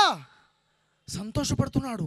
అంటే అతను నష్టపోతే ఇతను సంతోషపడుతున్నాడు. ఎందుకని? పోటీ వల్ల. యూనిటీ ఉంటుందా? యూనిటీ ఉండదు. స్వార్థం వచ్చేస్తుంది. నేను మాత్రమే బాగుండాలి, నాకు మాత్రమే మార్క్స్ రావాలి, నేనే బాగుండాలి. స్వార్థం వస్తుంది పోటీ వల్ల. యూనిటీ దెబ్బతింటుంది. హెల్పింగ్ నేచర్ పోతుంది. సార్ నో సార్, మరి పోటీ లేకపోతే ఎలా సార్? చెప్పండి, పోటీ ఉండాలా వద్దా? Sir no. ఎస్, ఉండాలి. పోటీ అనేది ఉండాలి. ఎవరితో ఉండాలి తెలుసా? నీతో పోటీ ఉండాలి. నేటి నీకు రేపటి నీకు పోటీ ఉండాలి. నిన్న వచ్చిన మార్క్స్ ఎంత, ఈరోజు ఎన్ని వస్తున్నాయి, రేపు ఎన్ని రావాలి? నీతో నువ్వు కాంపిటీషన్లో ఉండు. ఉదాహరణకి నీకు 70% మార్క్స్ వచ్చాయి, 70%. మీ ఫ్రెండ్కి ఎన్ని వచ్చాయంటే 71% వచ్చాయి. అతనితో మీరు పోటీ పడుతున్నారు. నెక్స్ట్ టైం ఏమైంది? అతనికి 69% వచ్చాయి. ఎంత? 69%. మీకు కూడా 69% వచ్చాయి. మీరు సంతోషపడుతున్నారు. ఎందుకని? అతనికి సమానంగా వచ్చాయని. గుడ్డివాడిగా మారిపోయారు. ఇంతమంది 70 వచ్చేప్పుడు 69 వచ్చాయి. తగ్గిపోయావు. అంటే నువ్వు నష్టపోతున్నా. కాంపిటీషన్ వల్ల ఏమవుతుంది? నీ గ్రోత్ లాస్ అయిపోతుంది. కాబట్టి సార్, కాంపిటీషన్ వద్దు. హెల్పింగ్ నేచర్ ఉండాలంటే నీతో నువ్వు పోటీ పడు. ఒకరితో నీకు సంబంధం లేదు. సక్సెస్ఫుల్ పర్సన్గా మారాలంటే ఏముండాలి? లైఫ్లో సక్సెస్ అవ్వాలంటే ఏముండాలి? అదృష్టం ఉండాలా, అవసరం లేదా? అదృష్టం ఎందుకు సార్? నేను కష్టపడితే నాకు రిజల్ట్ వస్తుంది. నేను కష్టపడితే రిజల్ట్ వస్తుంది. కష్టపడకపోతే రిజల్ట్ రాదు. అదృష్టం ఏముంది? కొంతమంది అంటే అదృష్టమే సార్ అని ప్రార్థన చేసుకుంటూ కూర్చుంటారు, దువా చేసుకుంటూ కూర్చుంటారు. దేవుడా దేవుడా దేవుడా అని ఏమి చదవరు. రిజల్ట్ వస్తుందా? మరి ఇంతకేంటి? అదృష్టం ఉందా లేదా? Sir no. ఎస్, ఉంది. జాగ్రత్తగా వినండి. అదృష్టం ఎవరి చేతిలో ఉంది? నిన్ను పుట్టించిన నీ సృష్టికర్త దేవుడి చేతిలో ఉంది. నీ అదృష్టం నీ దేవుడి చేతిలో ఉంది. అయితే ఆ దేవుడు నీ అదృష్టాన్ని ఎలా రాస్తాడో, ఆ దేవుడు నీ అదృష్టాన్ని ఎలా నిర్ణయిస్తాడు అన్నది ఇంపార్టెంట్. ఎలా నిర్ణయిస్తాడు చూడండి. ఒక జాతిని కానీ ఒక వ్యక్తిని కానీ దేవుడు అప్పటి వరకు మార్చడు, ఎప్పటి వరకైతే ఆ వ్యక్తి స్వయంగా మారాలి అనుకోడు. అంటే ఒక వ్యక్తి యొక్క అదృష్టాన్ని దేవుడు అప్పటి వరకు మార్చడు, ఎప్పటి వరకైతే ఒక వ్యక్తి స్వయంగా మారాలి అనుకోడు. నువ్వు మారాలి అనుకుని నువ్వు ప్రయత్నం చేస్తే నీ ప్రయత్నానికి తగ్గట్టుగా నీ దేవుడు నీకు అదృష్టాన్ని రాసి పెడతాడు. అంటే కావాల్సిందంటే నువ్వు ప్రయత్నము చేయాలి, దేవుడి మీద భారము వేయాలి, నాస్తికుడిగా మారకూడదు. అర్థమవుతుందా? ఉదాహరణ చూడండి. మొత్తం నా ప్రయత్నమే ఈరోజు సక్సెస్ఫుల్ ప్రోగ్రామ్ అవ్వాలి. నేను ప్లాన్ చేశాను, ఆర్గనైజర్స్ ప్లాన్ చేశారు, భీభత్సమైన అడ్వర్టైజ్మెంట్ జరిగింది, అన్ని రకాలుగా ఏర్పాట్లు చేశాం. ఆటంకాలు ఏమేమి జరుగుతాయి? ఇలా జరుగుతుందేమో, అలా జరుగుతుందేమో, ఇలా జరుగుతుందేమో అని అన్నీ చూసాం. అన్నిటికీ తగ్గట్టుగా డేట్ సెట్ చేశాం, పూర్తి ప్లాన్ చేశాం, పూర్తి ప్రయత్నం చేశాం. రిజల్ట్ వస్తుందా? వస్తుంది. చివరిగా దేవుడి సహాయం కూడా కావాలి. భారీ వర్షం వచ్చేస్తే ప్రోగ్రాం జరుగుతుందా? అన్ని ప్రయత్నాలు చేయండి, దేవుడి మీద భారం వేయండి. ఏ ప్రయత్నం చేయకుండా భారం వేయడం తప్పు. గాల్లో దీపం పెట్టి దేవుడు అంటే ఆర్పకుండా అవుతాడా? లేదు కదా. కాబట్టి దేవుడి మీద భారం వేయాలి, పూర్తి ప్రయత్నం చేయాలి. దేవుడా, నా ప్రయత్నం నేను చేశాను, రిజల్ట్ నువ్వు నాకు ఇవ్వు. ఈ నమ్మకాన్ని మనం కలిగి ఉండాలి. అయితే ఈ ప్రపంచంలో ప్రతి వ్యక్తి మారాలి అనుకుంటున్నాడు. మారాలి అవసరం లేదా సార్? ఎవరు మారాలి? ఎక్కడ మార్పు రావాలి అంటే అంటున్నారు సార్, మారాలి సార్, దేశం మారాలండి, దేశ పరిస్థితులు మారాలి, రాజకీయ నాయకులు మారాలి సార్, దేశ ప్రజలు మారాలండి, ప్రభుత్వం మారాలి, ఎడ్యుకేషన్ సిస్టమ్ మారాలి. ఇది నినాదాలు. ఇంకా అంటున్నారు, కోడలు అంటుంది అత్తలో మార్పు రావాలి, అత్త అంటుంది నా కోడలో మార్పు రావాలి, నానంటున్నాడు పిల్లలు మారాలి, పిల్లలు అంటున్నారు నాన్న మారాలి, టీచర్ అంటుంది పిల్లలు మారాలి, పిల్లలు అంటున్నారు టీచర్లో మార్పు రావాలి, వీడంటున్నాడు వాడు మారాలి, వాడంటున్నాడు వీడు మారాలి. కానీ చివరికి ఏదీ మారట్లేదు. ఎక్కడేసిన గొంగళి అక్కడే ఉంది. మారాల్సింది ఎవరు? నేను మారాలి. నా ఆలోచన విధానం మారాలి, నా పనితీరు మారాలి, నా బలహీనతలు బలాలుగా మారాలి, నా ప్రవర్తన మారాలి, మంచి వైపుకు మార్పు రావాలి. ఎప్పుడైతే ఒక వ్యక్తి మారాలని నిర్ణయించుకుంటాడో దేవుడు అతని స్థితిగతులను కూడా మార్చేస్తాడు. జీవితంలో ఏదో సాధించాలనుకుంటాం, క్లియర్ విజన్ ఉంటుంది, ఒక లక్ష్యం ఉంటుంది, లక్ష్యానికి తగ్గట్టుగా స్ట్రాటజీ ప్లానింగ్ ఉంటుంది, అడుగులు వేసుకుంటూ ముందుకు వెళ్తూ ఉంటాం. అన్నీ మనం అనుకున్నట్టే జరుగుతాయా? అనుకున్నట్టే జరుగుతాయా? లేదు. అనుకోని అవాంతరాలు ఎన్నో ఎదురవుతాయి, ఊహించని పరిణామాలు ఎన్నో ఎదురవుతాయి, ఏదో ఊహించినటువంటి సంఘటనలు జరుగుతుంటాయి. ఇలా అవుతుంది అనుకుంటాం, అవ్వదు. వ్యాపారంలో కావచ్చు, చదువులో కావచ్చు, జీవితంలో కావచ్చు, ఎదురు దెబ్బలు పడతాయి. ఏం చేయాలి? మనం వెళ్తున్న ఉదాహరణకి లక్ష్యం ఉంది, లక్ష్యాన్ని చేరలేకపోతే ఏం చేయాలి? లక్ష్యాన్ని మార్చుకోవాలా? లేదు, లక్ష్యాన్ని చేరే మార్గాన్ని మార్చుకొని లక్ష్యం వైపు వెళ్ళాలి. అవునా లేదా? చూడండి, ఒక చిన్న ఉదాహరణ చూద్దాం. అహ్మదాబాద్లో మనోజ్ అనే ఒక బాబు ఉన్నాడు, జస్ట్ 10 years old. ఏం జరిగిందో చూడండి. అక్కడ ఏదో జరిగితే ఇక్కడ ఎందుకు మాట్లాడుతున్నాం? మనకు ఒక ఇన్స్పిరేషన్ కావాలి. అదే అలాంటిదే మరేదైనా మన జీవితంలో జరిగితే ఏం చేయాలి? ఎవరితోనూ మనోజ్కి పెయింటింగ్ అంటే చాలా ఇంట్రెస్ట్, చాలా అద్భుతంగా పెయింట్ చేస్తాడు, మంచి పెయింటర్గా ఎదగాలి అని చాలా కోరిక. ఒకరోజు ఏమైందంటే తను బస్సులో ట్రావెల్ చేస్తున్నాడు, జర్నీ చేస్తున్నాడు. ఆ జర్నీలో హైవే మీద బస్ యాక్సిడెంట్ జరుగుతుంది. ఆ యాక్సిడెంట్లో తన 2 చేతులు కూడా డ్యామేజ్ అవుతుంది.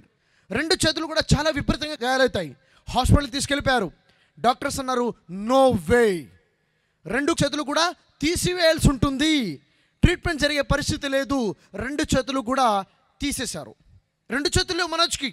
హాస్పిటల్లో ఉన్నాడు, చూసేవాళ్ళు వస్తున్నారు, పోస్ట్ ఆపరేటివ్ వార్డ్కి తెలిసిన వాళ్ళు వస్తున్నారు, బంధువులు వస్తున్నారు, స్నేహితులు వస్తున్నారు, వచ్చి అంటున్నారు, అయ్యో ఎంత పెద్ద ఘోరం జరిగిపోయింది, జరగకూడదు జరిగింది, ఇలాంటి జీవితం కన్నా ఒకేసారి పోతే మంచిది కదా, ఇంత ఘోరమైన జీవితం అవసరమా, 2 చేతులు లేని జీవితం ఎలా అంత దుర్భరంగా ఉంటుంది అని అనేవారు అంటున్నారు. మనోజ్ వింటున్నాడు, ఇలాంటి జీవితం ఉండడం కన్నా పోవడమే మంచిది, ఎందుకు ఈ జీవితం అని కూడా అంటున్నారు. వినే మనోజ్ వింటున్నాడు. ఏమనుకున్నాడో తెలుసా మనోజ్? అవునా, నేను బతకడం వేస్టా, 2 చేతులు లేకపోతే ఇంకా జీవితమే లేదా, ఏం చేయాలి? హాస్పిటల్ నుంచి బయటకు వచ్చిన తర్వాత సూసైడ్ చేసుకోవాలా, చనిపోవాలా, ఇక మార్గమే లేదా, నేను అనుకున్న జీవితాన్ని సాధించలేను అన్నప్పుడు ఒక ఆలోచన తట్టింది తన లోపల. అవును, ఇన్ని రోజులు నేను పెయింటింగ్ వేసింది చేతులతోనా? ఒకవేళ పెయింటింగ్ అనేది నా చేతులతోనే కనుక వేసుంటే చేతులు ఉన్న వాళ్ళందరూ వేయాలి కదా, ఎవరు వేయట్లేదే, నేనే ఇంత అద్భుతంగా పెయింటింగ్ వేస్తుంటే చేతులతో కాదు వేస్తున్నది మైండ్తో, అదైతే ఉంది కదా అనుకున్నాడు. హాస్పిటల్ డిశ్చార్జ్ అయిన తర్వాత మళ్ళీ బ్రష్ పట్టుకున్నాడు, పెయింటింగ్ బ్రష్, చేతులతో కాదు నోటితో బ్రష్ పట్టుకున్నాడు, అద్భుతంగా ప్రాక్టీస్ చేశాడు. తన ఆలోచనలకు తగ్గట్టుగా తన పెయింటింగ్ ప్లాన్ చేశాడు అద్భుతంగా. ఒకనొక రోజు పెయింటింగ్ కాంపిటీషన్ డే వచ్చింది, నేషనల్ కాంపిటీషన్. తను కూడా పాల్గొన్నాడు. దేశవ్యాప్తంగా ఉన్న వాళ్ళందరూ వచ్చారు ఢిల్లీకి. తను కూడా తన పెయింటింగ్ తీసుకుని వెళ్ళాడు, అక్కడ సబ్మిట్ చేయడం జరిగింది. అక్కడ ఎవరైతే జడ్జెస్ ఉన్నారో వాళ్ళందరూ కూడా పెయింటింగ్ని చూస్తూ తిరుగుతున్నారు. హాల్లో చాలామంది పెయింటింగ్స్ ఉన్నాయి. చూస్తూ తిరుగుతూ ఒక దగ్గరకు వచ్చి ఆగిపోయారు. ఎంత అద్భుతంగా ఉందని చెప్పేసి మళ్ళీ మొత్తం చూశారు. రెండోసారి తిరుగుతూ వచ్చి అక్కడే ఆగిపోయారు. ఆ పెయింటింగ్ ఏదైతే మనోజ్ పెయింటింగ్ వేశాడో అక్కడికి వచ్చి ఆగిపోయినారు. Yes, this is the best అని చెప్పారు. ఆ జడ్జెస్కి తెలియదు ఈ పెయింటింగ్ వేసిన వ్యక్తికి చేతులు లేవు అన్న విషయం వారికి తెలియదు. అద్భుతమైన పెయింటింగ్ వేశారు. ఆ అద్భుతమైన పెయింటింగ్ మనోజ్కి బాలశ్రీ అవార్డు అందుకున్నాడు భారత రాష్ట్రపతి చేతుల మీదుగా. ఏంటి ఏమర్థమవుతుంది మన జీవితానికి కావాల్సిందేంటి? మీరేదో చెయ్యాలి అనుకుంటారు, అనుకున్నది అనుకున్నట్టుగా అన్నీ జరగవు, అనుకోని అవాంతరాలు వస్తాయి. వచ్చినప్పుడు ఏం చేయాలి? నిలదొక్కుకోవాలి. నిలబడ్డవాడు నిలదొక్కున్నవాడే విజేత, ఆగిపోయినవాడు విజేత కాదు. ఓటమి అంటే ఏంటి? ఓటమి అంటే ఓడిపోవటం ఓటమి కాదు. ఓటమి అనుకుని ఆగిపోవటమే ఓటమి. ఆగిపోయావా, ఓడిపోయావు, తిరిగి లేచావా, నువ్వే గెలుస్తావు. ఇలా ఉందా మన లైఫ్లో? చదువు ఆపేశాను సార్, ఎందుకు? అలా జరిగింది సార్. అలా జరిగిన వాళ్ళు చాలామంది ఉన్నారు. ఆపలేదే. ఆలోచించు. లక్ష్యం అంటే సాధించేదాకా మనం వదిలిపెట్టకూడదు. అలాంటి కమిట్మెంట్ మనలో ఉండాలి. అలాంటి అవేర్నెస్, అలాంటి కమిట్మెంట్ మనలో ఉన్నప్పుడు మనం ముందుకెళ్ళగలుగుతాం. ప్రపంచంలో ఎప్పుడు కూడా 2 రకాల వ్యక్తులు ఉంటారు. ఒకటి లూజర్స్, రెండోది విన్నర్స్. లూజర్స్ని ఎందుకు ఓడిపోయావురా అని అడుగుతుంటాడు. ఇలా జరిగింది, అలా జరిగింది, ఇలా అనుకోకుండా ఇలా అయిపోయిందని 100 కారణాలు చెప్తాడు. అవునా, అయ్యో పాపం అంటాం. అదే విన్నర్ని నీకు ఇన్ని కష్టాలు ఉన్నాయి కదా, ఇన్ని ఇబ్బందులు ఉన్నాయి కదా, ఇన్ని ఒడిదుడుకులు ఉన్నాయి కదా, ఇన్ని ఎదురు దెబ్బలు పడ్డాయి కదా నీ మీద, అయినా ఎలా గెలిచావు అంటే అంటాడు, నేను ఓడిపోవడానికి 100 కారణాలు ఉన్నాయి, కానీ గెలవడానికి ఒక్క కారణం ఉంది. అదంటే ఏంటిది? గెలవాలి అన్న కసి. అది ఉందా?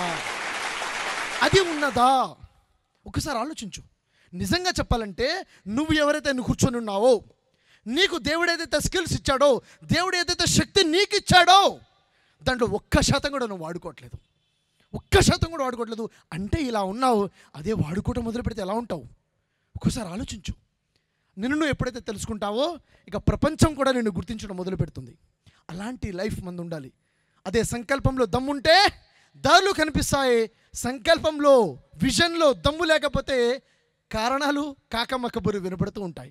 కారణాలు చెప్పేవాళ్ళు అదే 99% కారణాలు చెప్తుంటారు, 1% కార్యాలు చేసుకుంటూ ముందుకెళ్ళిపోతుంటారు. ఎక్కడున్నాను నేను? కార్యం చేస్తానా, కారణాలు చెప్తూ ఉండిపోతానా అన్నది ఒక్కసారి ఆలోచించుకోవాలి. So no reasons, we want only results. ఇది మైండ్ సెట్ ఉండాలి. కారణాలు ఏముంది? ఎవడైనా చెప్తాడు. రిజల్ట్స్ కావాలి మనకి. అర్థమవుతుందా? జాగ్రత్తగా గమనించండి. ఏం కనిపిస్తుంది ఇక్కడ?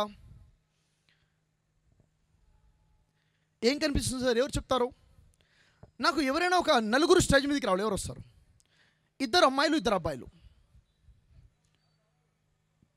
నలుగురు రావాలి. కమాన్, త్వరగా. నలుగురిలో ఎవరున్నారు తెలుసా? మీరు అందరూ ఉన్నారు. నలుగురిలో మీరు అందరూ ఉన్నారు. కమాన్, 4 members, come on to the dash. Excuse me, ఏమర్థం? త్వరగా చెప్పాలి, ఒక్క మాటలో చెప్పాలి. అర్థమైందా లేదా? ఏమన్నా మెసేజ్ ఉందా లేదా? 2 గోళీలు అటు ఇటు వెళ్తున్నాయి. ఎస్, అంతేనా? ఓకే. ఏమర్థం? ఒక సైడ్ వేసినవి అటు వెళ్ళి మళ్ళీ రిటర్న్ సేమ్ అదే ప్లేస్లోకి వస్తున్నాయి సార్. వేస్తే వెళ్ళి మళ్ళీ రిటర్న్ వచ్చేస్తున్నాయి. ఓకే, నెక్స్ట్ మీరు చెప్పండి సార్. सर एक पे सीधा जा रहा है, एक सीधा आ रहा है, एक पे रोटेट होते नहीं आ रहा सब.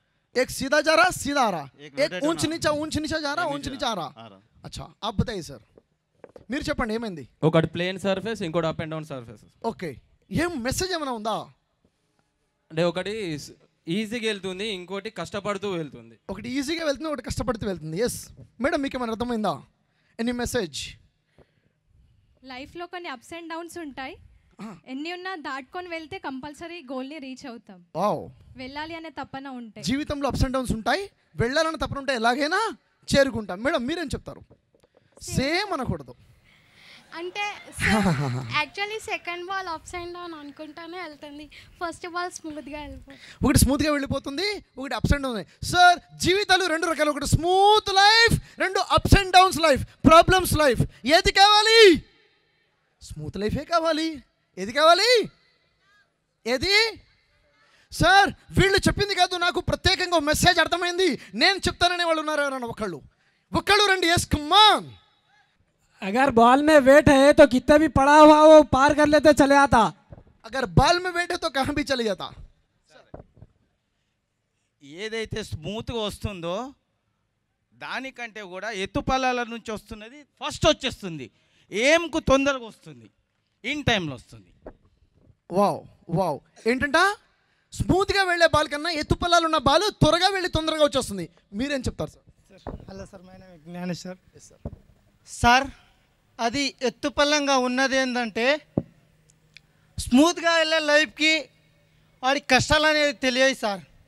అది ఎత్తుపల్లంగా ఉండే ఏదంటే వాడికి కొద్ది కష్టాలు తెలుసు సార్. కష్టాలు తెలిసిన వాడికి కొద్ది కసి ఉంటుంది, పట్టుదల అనేది ఉంటుంది సార్. మళ్ళీ సముద్రంలో అలలు అనేవి పైన లేస్తూ పడుతూ ఉంటాయి సార్.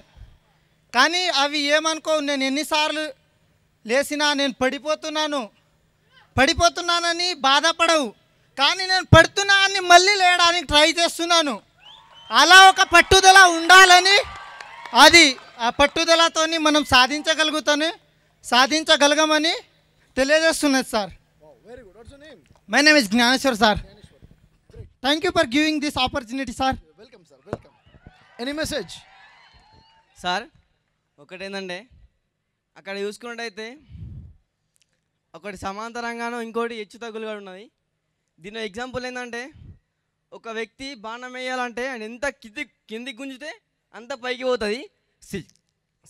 సేమ్ అదే ఆడ ఎప్పుడైతే దాని స్పీడ్ డిక్రీజ్ అయ్యి మళ్ళీ ఎప్పుడైతే ఇంక్రీజ్ అవుతుందో అంటే దానికన్నా డబల్ రేట్తో ముందుకు పోతుంది అన్నమాట. మనిషి కూడా అంటే మనిషి లైఫ్లో కూడా అంతే, కష్టం వచ్చిందని అయిపోకుండా అదే స్పీడ్ని డిక్రీజ్ చేసుకొని సేమ్ స్పీడ్లో ఇంక్రీజ్ చేసుకుంటే డబల్గా వెళ్ళిపోతామని చెప్పేసి దాని అర్థం. వావ్, నాకన్నా గొప్ప గొప్ప మోటివేటర్స్ ఉన్నారు ఇక్కడ. Great message sir. One group photo sir, one group photo, కమాన్.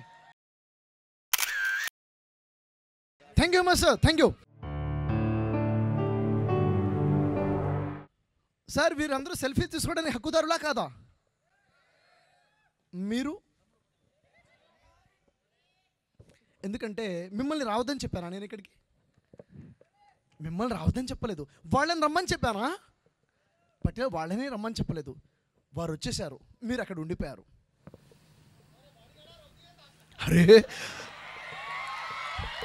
రీజన్స్ చెప్పేవారు రీజన్స్ చెప్తుంటారు. No reasons, only results, only results. ఎవరు ఆపినా లక్ష్యం చేరలేకపోతే లక్ష్యాన్ని చేరే మార్గాన్ని మార్చుకో. ఇక్కడ నుంచి చెక్కలేవా? జీవితాలు రెండు రకాలుగా ఉంటాయి. ఒకటి సాఫీగా సాదాసీదాగా జరిగిపోతూ ఉంటుంది, ఎలాంటి ఆటంకాలు ఉండవు, ఎలాంటి ఎదురు దెబ్బలు ఉండవు. కొంతమంది జీవితాలు ఎప్పుడు ఏవో ప్రాబ్లమ్స్, ఏదో సిచ్యువేషన్స్, ఏవో డిఫికల్టీస్, అప్స్ అండ్ డౌన్స్ వస్తుంటాయి. ఇద్దరు అదృష్టవంతులు ఎవరో తెలుసా? చాలామంది అనుకుంటారు, లేదు నా జీవితంలోనే కష్టాలు ఎందుకు, అసలు అతని జీవితం చూడు ఎంత హ్యాపీగా ఉందో, అలా ఉండాలి జీవితం అంటే అంటారు. తెలియని వారు అసలు అదృష్టవంతుడు ఎవరంటే అప్స్ అండ్ డౌన్స్ ఉన్నవారే, ఇబ్బందులు ఉన్నవారే. చూడండి ఏమవుతుంది, ఎక్కడైతే అప్స్ అండ్ డౌన్స్ ఉన్నాయో అది సాదాసీదాగా ఉన్నదానికన్నా ముందుగా చేరుకుంటుంది లక్ష్యాన్ని. ఎసార్నో ముందుగా చేరుకుంటుంది. ఇది బాల్స్ విషయంలో జరుగుతుంది, నిజ జీవితంలో కూడా జరుగుతుందా? జరుగుతుందా నిజంగానా? చూడండి ఉదాహరణ చూద్దాం. ఇక్కడ ఒక బాబు ఉన్నాడు, కోటీశ్వరుల ఇంట్లో పుట్టాడు. కోటీశ్వరుల ఇంట్లో పుట్టాడు, ఎలాంటి ఇబ్బందులు లేవు. ఎండాకాలం వేడంటే తెలియదు, ఎందుకు? ఏసీ ఉంది. చలికాలం అంటే తెలియదు, ఎందుకు? రూమ్ హీటర్స్ ఉన్నాయి. ఆకలి అంటే తెలియదు, ఎప్పుడు కూడా ఆకలి అవ్వకముందు తినిపిస్తున్నారు. ఇబ్బంది తెలియదు, ఎలాంటి ఆటంకాలు లేవు, ఎప్పుడు కూడా ఎలాంటి సమస్య రాకుండా అమ్మ నాన్న చూసుకున్నారు. ఇలాగే పెరిగి సాదా జీవితంలో పెరిగి 25 సంవత్సరాలు వేసుకొచ్చాడు. ఇక్కడ ఒక ఫ్యామిలీ ఉంది, చాలా నిరుపేద కుటుంబం, చాలా పేద కుటుంబం. తినడానికి సరైన తిండి లేదు, ఆకలి, ఎండలో ఎండుతున్నాడు. చలి అంటే తెలుసు, వర్షం అంటే తెలుసు, చాలా ఇబ్బందుల నుంచి అన్నీ ఎదుర్కొంటూ, ఆకలి అంటే తెలుసుకుంటూ, కింద పడుతూ లేస్తూ ఒడిదుడుకులతో పెద్ద అయ్యాడు. ఇతను 25 ఇయర్స్ ఏజ్కి వచ్చాడు. చూడండి, ఇద్దరు 25 ఇయర్స్ ఏజ్ ఉన్నారు. ఇద్దరి జీవితంలో ఒకేసారి పెద్ద సమస్య వచ్చింది. ఎవరు నిలబడతారు, ఎవరు కుప్పగొలిపోతారు? ఎవరు సార్? రెండో వ్యక్తి, మొదటి వ్యక్తి? రెండో వ్యక్తి నిలబడతాడు. ఎందుకంటే వాడికి తెలుసు ఎలా జీవితం గడపాలన్నది. ఇతనికి తెలుసు సమస్య రాగానే అమ్మ, మమ్మీ, డాడీ అని చూస్తుంటాడు. చిన్నప్పటి నుంచి వాళ్ళే కాపాడుతూ వచ్చారు కాబట్టి. అవునా? నిజంగా మీ జీవితంలో సమస్య వస్తే ఒక బ్లెస్సింగ్ అనుకోండి, నేర్చుకోండి. ఆ సమస్య నుంచి ఎలా బయటపడాలో నేర్చుకోండి, స్ట్రాంగ్గా తయారవ్వండి. సార్ ఒక ప్రశ్న అడుగుతాను, సమాధానం చెప్పండి. న్యూట్రిషన్ ఫుడ్ అవసరమా లేదా? మంచి ఫుడ్ అవసరం లేదా? సార్ నో, అవసరం. మెంటల్లీ స్ట్రాంగ్గా ఉండాలంటే ఏమి తింటే ఎక్కువగా స్ట్రాంగ్గా తోరుతాం? అక్రోట్, బాదం, పిస్తా, మూడిట్లోంచి ఏది బెస్ట్ సార్? ఏది తింటే మెంటల్లీ స్ట్రాంగ్గా ఉంటాం? అక్రోటా? అక్రోట్ అనేవాళ్ళు ఎంతమంది? ఓ, బాదం అనేవాళ్ళు లేదు, పిస్తా అనేవాళ్ళు. ఓ, అసలేంటో తెలుసా?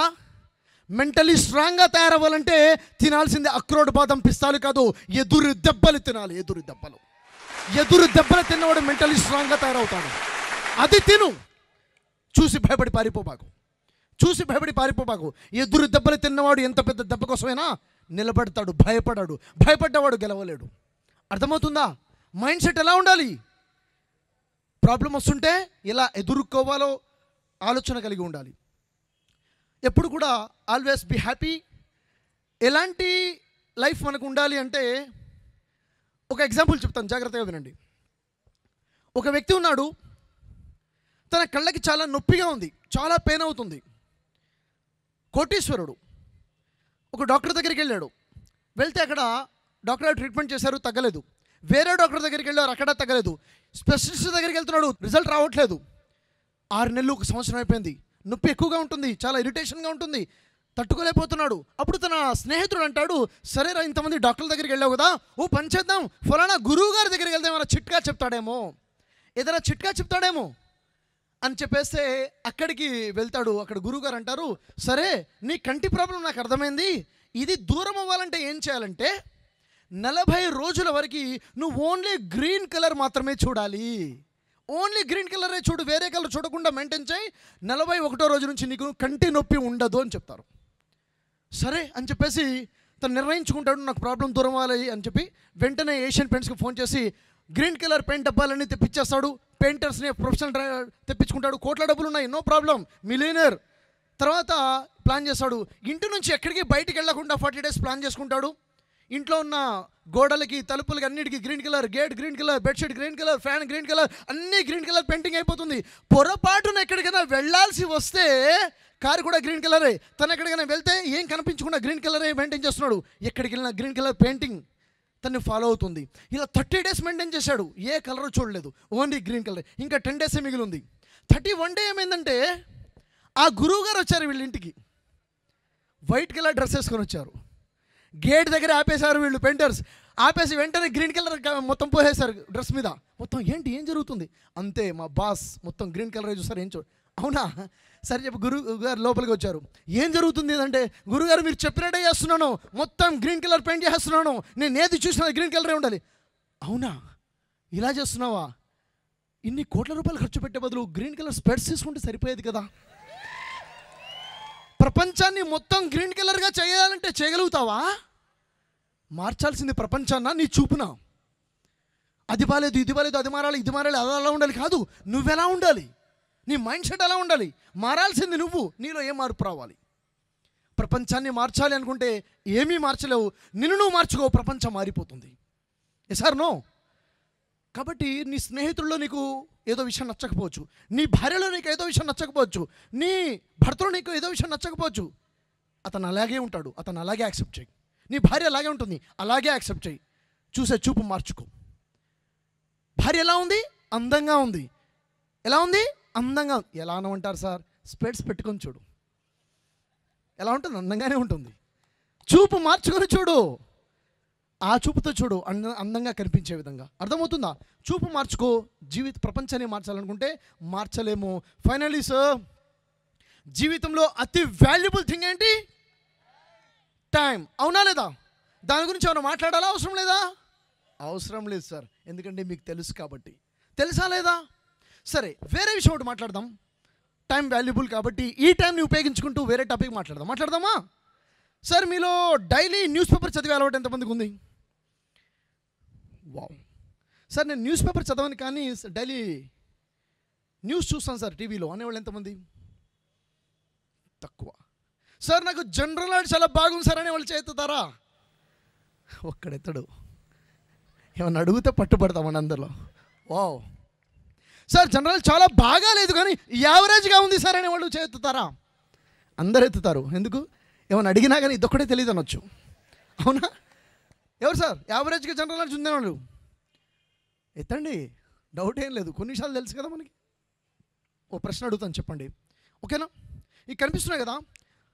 Which is the most valuable currency? యూరోనా, డాలరా, రూపీనా, దినారా, పౌండా? దినార్ అనేవాళ్ళు ఎంతమంది? దినార్ సార్ అనేవాళ్ళు వావ్ 10 ఓట్లు 20 ఓట్లు పడ్డాయి. డాలర్ అనేవాళ్ళు ఎంతమంది? వావ్ 20 ఓట్లు, ఈక్వల్ వర్డ్స్. పౌండ్ అనేవాళ్ళు, పౌండ్ ఒక 5-6 ఓట్లు పడ్డాయి. రూపీ సార్ అనేవాళ్ళు, వావ్ రూపీకి చాలా ఓట్లు పడుతున్నాయి. ఇంతకేది కాస్ట్లీ తెలుసా currency? Sir, costliest currency pound కాదు, డాలర్ కాదు, రూపీ కాదు, దినార్ కాదు, పౌండ్ కాదు. Costliest currency is your time. Your time is the costliest currency. 1,00,000 కోట్ల డాలర్లు పైన తిరిగి సంపాదించవచ్చు, కానీ టైం పోతే తిరిగి సంపాదించలేం. సంపాదించగలుగుతామా? No sir. డబ్బు పెట్టి సమయాన్ని కొనగలుగుతామా? Sir no. ఎస్, కొనొచ్చు. హౌ? ఎలా? సార్, టైంని కొనే మార్గం ఉంటే బాగుంటుంది కదా. అన్నీ వదిలేసి టైంనే కొనుక్కోవచ్చు మనం. ఓ మార్గం ఉంది, చెప్పమంటారా? చెప్పాలా? వినండి. ఒక వ్యక్తి అంటున్నాడు, సార్ నేను రోజుకి 8 గంటలు పని చేస్తున్నాను సార్ అంటున్నాడు. మరో వ్యక్తి అంటున్నాడు, సార్ నేను రోజుకి 8,000 గంటలు పని చేస్తున్నాను అంటున్నాడు. రోజుకి 8,000 గంటలు ఎలా? సార్ నేను 1000 మందిని అపాయింట్ చేసుకున్నాను, ఒక్కొక్కడు 8 గంటలు పని చేస్తున్నాడు, 8,000 గంటలు నేను పని చేస్తున్నట్టే కదా. పని చేసేవారిని కొనేశాడు, టైంని కొనేశాడు. మరి మీరేం చేస్తారు? మీ సమయాన్ని అమ్ముతారా? మీరు సమయాన్ని కొనేవారుగా ఉంటారా? సమయాన్ని కొనేవారు ఉన్నారు, సమయాన్ని అమ్ముకుంటున్న వారు ఉన్నారు. 2 రకాల వ్యక్తులు ఉన్నారు. మీ స్కిల్స్ని మీరు వాడుకోండి, మీ స్కిల్స్ని మీరు వాడుకోకపోతే మీ స్కిల్స్ని మరెవరో వాడేసుకుంటారు. జరుగుతుందా లేదా? కాబట్టి మీ స్కిల్స్ని మీరు వాడుకోండి. మీరు సమయాన్ని కొనేవారుగా ఉండండి, సమయాన్ని అమ్మేవారుగా కాదు. Value your relations. మీరు ఎంత గొప్ప స్థాయికి వెళ్ళినా, ఎంత సంపాదించినా, మీరు సంపాదించిన సంపద, మీరు సాధించిన సక్సెస్ పంచుకోవాలంటే నలుగురైనా ఉండాలి కదా సంతోషాన్ని పంచుకోవడానికి. అవునా లేదా? మీరు బాధలో మిమ్మల్ని ఓదార్చేవాళ్ళు నలుగురైనా ఉండాలి కదా. ఆ నలుగురు కూడా లేకపోతే ఎలా? ఆ రిలేషన్స్ని బిల్డ్ చేసుకోండి. Value your relations. కోట్లు వస్తాయి పోతాయి, రిలేషన్ ఒకసారి బ్రేక్ అయితే చాలా కష్టం ఉంటుంది. దానికి వాల్యూ ఇవ్వండి. అర్థమవుతుందా? ఉదాహరణకి ఈరోజు ఏమవుతుందంటే జనరేషన్ గ్యాప్ చాలా వచ్చేసింది పేరెంట్స్కి పిల్లలకి. ఏం కనిపిస్తుంది స్లైడ్ మీద? జిరాఫీ. ఎన్ని ఉన్నాయి? 2 ఉన్నాయి. పెద్ద జిరాఫీ, చిన్న జిరాఫీ. ఏమైందంటే జిరాఫీ ప్రెగ్నెన్సీతో ఉంది, బిడ్డకి జన్మనిచ్చింది, అప్పుడే జిరాఫీ పుట్టింది. దాదాపు 5-6 అడుగుల ఎత్తులో నుంచి లేత ఎముకలు, లేత మాంసం ఉన్నటువంటి జిరాఫీ కింద పడిపోయింది. ఓకేనా? పడ్డ తర్వాత తల్లి జిరాఫీ ఏం చేస్తుందో తెలుసా? పిల్ల జిరాఫీ వైపు తిరిగి తన్నడం మొదలు పెడుతుంది. తన్నుతుందా? అవును, తన్నుతుంది. ఆ పిల్ల జిరాఫీ అప్పుడే పుట్టింది, పుట్టి 5 నిమిషాలు కూడా కాలేదు. తల్లి జిరాఫీ తంతుంది, మళ్ళీ తంతుంది. ఎప్పటి వరకైతే ఆ పిల్ల జిరాఫీ లేచి నిలుచోదో అప్పటి వరకు తంతూనే ఉంటుంది. ఎందుకంటే ఆ తల్లి జిరాఫీ ఆ బిడ్డ జిరాఫీ పక్కన ఉన్నంతసేపు మృగ జంతువులలో నుంచి, సింహాలు, పొలాల నుంచి, తోడల నుంచి కాపాడగలుగుతుంది. ఆహారం కోసం బయటికి వెళ్తే దీన్ని ఎవరు కాపాడలేడు కదా.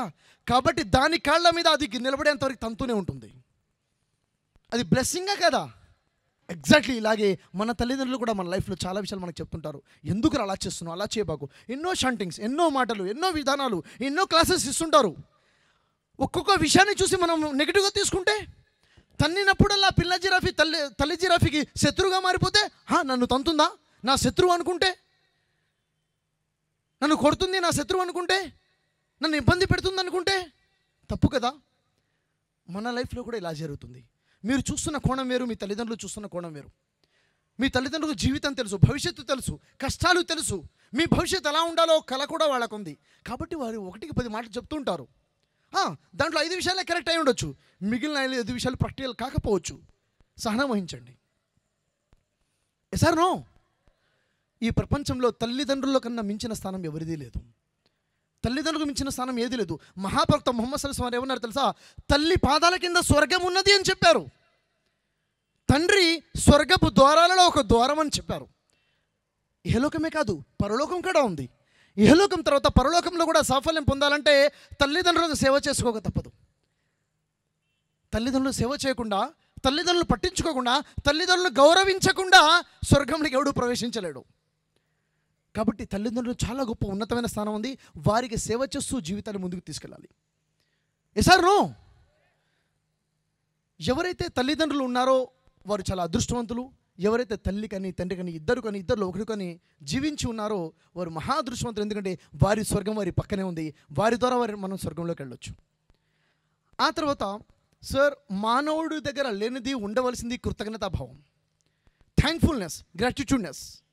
ఈరోజు ఏముందంటే మనం జీవితం గడుపుకుంటూ వెళ్ళిపోతున్నాం, 10 మందిని వాడేసుకుంటాం, 10 మంది సహాయం తీసుకుంటూ ఉంటాం, కానీ థ్యాంక్ఫుల్నెస్ ఉండదు, కృతజ్ఞతా భావన ఉండదు. అది దేవుడికైనా తోటి మానవుల కోసమైనా కానీ. ఈరోజు నేను ఇక్కడ నిలబడి మాట్లాడుతున్నాను, మీరు అక్కడ కూర్చొని వింటున్నారంటే మనం దేవుడికి థ్యాంక్స్ చెప్పాల్సిన లేదా? చెప్పాలి. ఎందుకు సార్? ఏం చేశాడని సార్? సార్ ఏం చేశాడనా? మీరు ఏ దారిలో నుంచి అయితే వచ్చారో, నేను ఏ దారి నుంచి ట్రావెల్ చేసుకుంటూ వచ్చానో అదే దారిలో చాలామంది యాక్సిడెంట్ చనిపోయారు. నేను చనిపోలేదు కదా, థ్యాంక్స్ చెప్పాల్సిన లేదా? ఈరోజు ఈ క్షణంలో చాలామంది హాస్పిటళ్లలో ఐసీసీయూలో చావు బతుకుతున్నారు, కొట్టుమిట్టాడుతున్నారు. నేను అలా లేను కదా, థ్యాంక్స్ చెప్పాల్సిన లేదా దేవునికి? ఈరోజు మాట్లాడుతున్నానంటే, వింటున్నానంటే, చూస్తున్నానంటే, ఆరోగ్యంగా ఉన్నానంటే ఆ దేవుడికి థ్యాంక్స్ చెప్పాలి. కృతజ్ఞతా భావన కలిగి ఉండాలి. ఏ వ్యక్తి అయితే కృతజ్ఞతా భావన కలిగి ఉండడో ఆ వ్యక్తిలో ఏమవుతుందో అహంకారం వస్తుంది, నేను అన్న భావన వస్తుంది. నేను మాట్లాడుతున్నాను, నేను చేస్తున్నాను, నేను సాధిస్తున్నాను, నేను అనేవాడు ఎప్పుడు కూడా సాఫల్యం సాధించలేడు, నాశనమే పోతాడు. ఎందుకని? అహంకారం వద్దు. నువ్వు ఏదైతే ఉన్నావో అది దేవుడిచ్చిన స్కిల్స్, నీ తల్లిదండ్రుల్లో ఇచ్చినటువంటి నీ లెసన్స్, నీ స్నేహితుల యొక్క సహాయము, మొత్తం సొసైటీ కలిపితే నువ్వు తయారయ్యావు. ఈరోజు నేను మాట్లాడుతున్నాను, ఎవరు నేర్పారు సార్? ఏబిసిడీలు నాకు ఎవరు నేర్పారు సార్? 1 2 3 4 ఎవరు నేర్పారు సార్? సొసైటీ కాదా? సమాజం కాదా? సమాజానికి కృతజ్ఞత భావనతో ఉండాలి. తల్లిదండ్రులకి, స్నేహితులకి, దైవానికి, అందరికీ కూడా థ్యాంక్ఫుల్నెస్, గ్రాటిట్యూడ్నెస్ మనల్ని కలిగి ఉండాలి. అది లేకపోతే సరైన లైఫ్ కాదు. అర్థమవుతుందా? ఉదాహరణ చూడండి, ఒక వ్యక్తికి ఏదైనా ఒక చెడు అలవాటు ఉంది, స్మోకింగో ఆల్కహాలో ఉంది, హార్ట్ చెడిపోయింది. ఏం చేయాలి సార్? తను స్మోకింగ్ చేయడం వల్ల తన హార్ట్ ప్రాబ్లం వచ్చింది. ఏం చేయాలి? మానేలేదు. ఏమవుతుంది? ఒకవేళ హార్ట్లో చాలా ప్రాబ్లం వచ్చినా నో ప్రాబ్లం, హార్ట్ ట్రాన్స్ప్లాంటేషన్ ఉంది, వేరే వాళ్ళ గుండె తీసి పెట్టుకోవచ్చు. బ్రెయిన్ ట్రాన్స్ప్లాంటేషన్ వచ్చేసింది, కిడ్నీ ట్రాన్స్ప్లాంటేషన్ వచ్చేసింది. ఏ అవయవం చెడిపోయినా కానీ నో ప్రాబ్లం, ట్రాన్స్ప్లాంటేషన్ అవుతుంది. కానీ జాగ్రత్త, క్యారెక్టర్ చెడిపోయిందా, నీ అటిట్యూడ్ చెడిపోయిందా, ట్రాన్స్ప్లాంటేషన్ లేదు. కాపాడుకుని క్యారెక్టర్ అది చెడిపోతే మళ్ళీ తిరిగి ఒక మానవుడికి, ఒక మంచి మానవుడిగా అసలు నువ్వేంటో తెలుసా? 10 మందిలో నువ్వేంటో నువ్వు అది కాదు. ఒక్కడిగా ఏకాంతంలో నువ్వు ఉన్నావే అదే నువ్వు. 10 మందిలో నేను చాలా జెంటిల్మెన్గా ఉంటాను, చాలా మంచివాడిగా మాట్లాడతాను. ఎందుకు? మీరందరూ నన్ను మంచివాడిగా అనుకోవాలి కాబట్టి. అది కాదు నేను. ఏకాంతంగా ఉన్నప్పుడు నా పనులు, ఏకాంతంగా ఉన్నప్పుడు నా ఆలోచనలు, నా బిహేవియర్, నా యాటిట్యూడ్ ఉందే అది యాక్చువల్గా నేనేంటో. నువ్వేంటో నీకు తెలుసు కదా. అక్కడ మార్చుకో, నీ లైఫ్లో మార్పు వస్తుంది. అక్కడ మార్చుకో. అర్థమవుతుందా sir? Knowing is knowing, doing is doing. తెలుసుకోవడం ఏముంది సార్? నేను చెప్పిన ఈరోజు ఇక్కడ నిల్చుని 2 గంటల్లో చెప్పిన ఏ ఒక్క విషయం కూడా మీకు కొత్తది కాదు. కొత్త విషయమా? ఏమన్నా కొత్తగా యురేకా అన్న విషయం దొరికిందా? ఇన్వెన్షన్ వచ్చిందా? సార్ ఏది ఇన్వెన్షన్ కాదు, ఏది గొప్ప విషయం. మీకు తెలిసిన విషయాలే గుర్తు చేస్తున్నాను అంతే. రియలైజేషన్ కావాలంతే. రియలైజేషన్ తెలియటం కాదు ఇంపార్టెంట్, తెలిసిందని ఆచరించడం ఇంపార్టెంట్. ఫైనల్గా సార్, స్లైడ్ మీద ఎవరు కనిపిస్తున్నారు సార్? ఎవరున్నారు? ఒక హిందూ, ఒక ముస్లిం, ఒక క్రిస్టియన్, ఒక సిక్ ఉన్నారా? కలిసి ఉన్నారా? విడిపోయి ఉన్నారా? స్లైడ్లో అయితే కలిసే ఉన్నారు. దురదృష్టం, సమాజంలో విడిపోయి ఉన్నారు. Sir no. సమాజంలో హిందూ అంటే ముస్లిం పడడం లేదు, ముస్లిం అంటే క్రైస్తవుడు పడడం లేదు. హిందూ ముస్లిం మీద మత ద్వేషాలు వచ్చాయి. నీ మతం వేరు, నా మతం వేరు, నువ్వు వేరు, నేను వేరు. ద్వేషాలు, విద్వేషాలు రగులుతున్నాయి. విడిపోయి ఉన్నారు. వాస్తవానికి ఎవరు సార్ వీరు? ఒక హిందూ, ముస్లిం, సిక్, ఈసాయి ఎవరు? హిందూ అయినా, ముస్లిం అయినా, క్రైస్తవుడైనా వీళ్ళందరూ కూడా ఒకే తల్లి తండ్రి సంతానం. ఒకే తండ్రి రక్తాన్ని పంచుకొని పుట్టినటువంటి పిల్లలు వీళ్ళు. ఒకే తండ్రి రక్తాన్ని పంచుకొని పుట్టారు. ఎవరా తండ్రి? ఎవరు చెప్తున్నారు? బ్రదర్ షఫీ చెప్తున్నారా? కాదు. మన హైందవ గ్రంథాలు, వేదాలు తెరవండి, ఉపనిషత్తులు చూడండి, పురాణాలలో భవిష్య పురాణం తెరవండి. భవిష్య పురాణం ప్రతిసర్గ పురం 4 మంత్రం 10 నుంచి 20 వరకు చదివితే ఆదమో నామ పురుష పత్ని హవ్యవతి తదా. ఆదమో నామ పురుష, ఆదాం నామము గల పురుషుడు, పత్ని భార్య హవ్యవతి అని భవిష్య పురాణంలో ఉంది. ఈ ఆదం హవ్వల సంతానం మానవులందరూని మన హైందవ గ్రంథం చెప్తుంది. నమ్మాలా? అవసరం లేదా? నమ్మాలి. అంతేనా? కాదు. బైబిల్ని తెరిచి చూడండి. బైబిల్లో పాత నిబంధన, కొత్త నిబంధన 2 ఉన్నాయి. పాత నిబంధన ఆది కాండంలో ఆదాం హవ్వల ప్రస్తావన ఉంది. ఎందుకని? ఆదం హవ్వల పిల్లలం మనందరం కాబట్టి. బైబిల్ చెప్తుంది. నమ్మాలి అవసరం లేదా? నమ్మాలి. అంతేనా? కాదు. ఖురాన్ గ్రంథాన్ని తెరిచి చూడండి.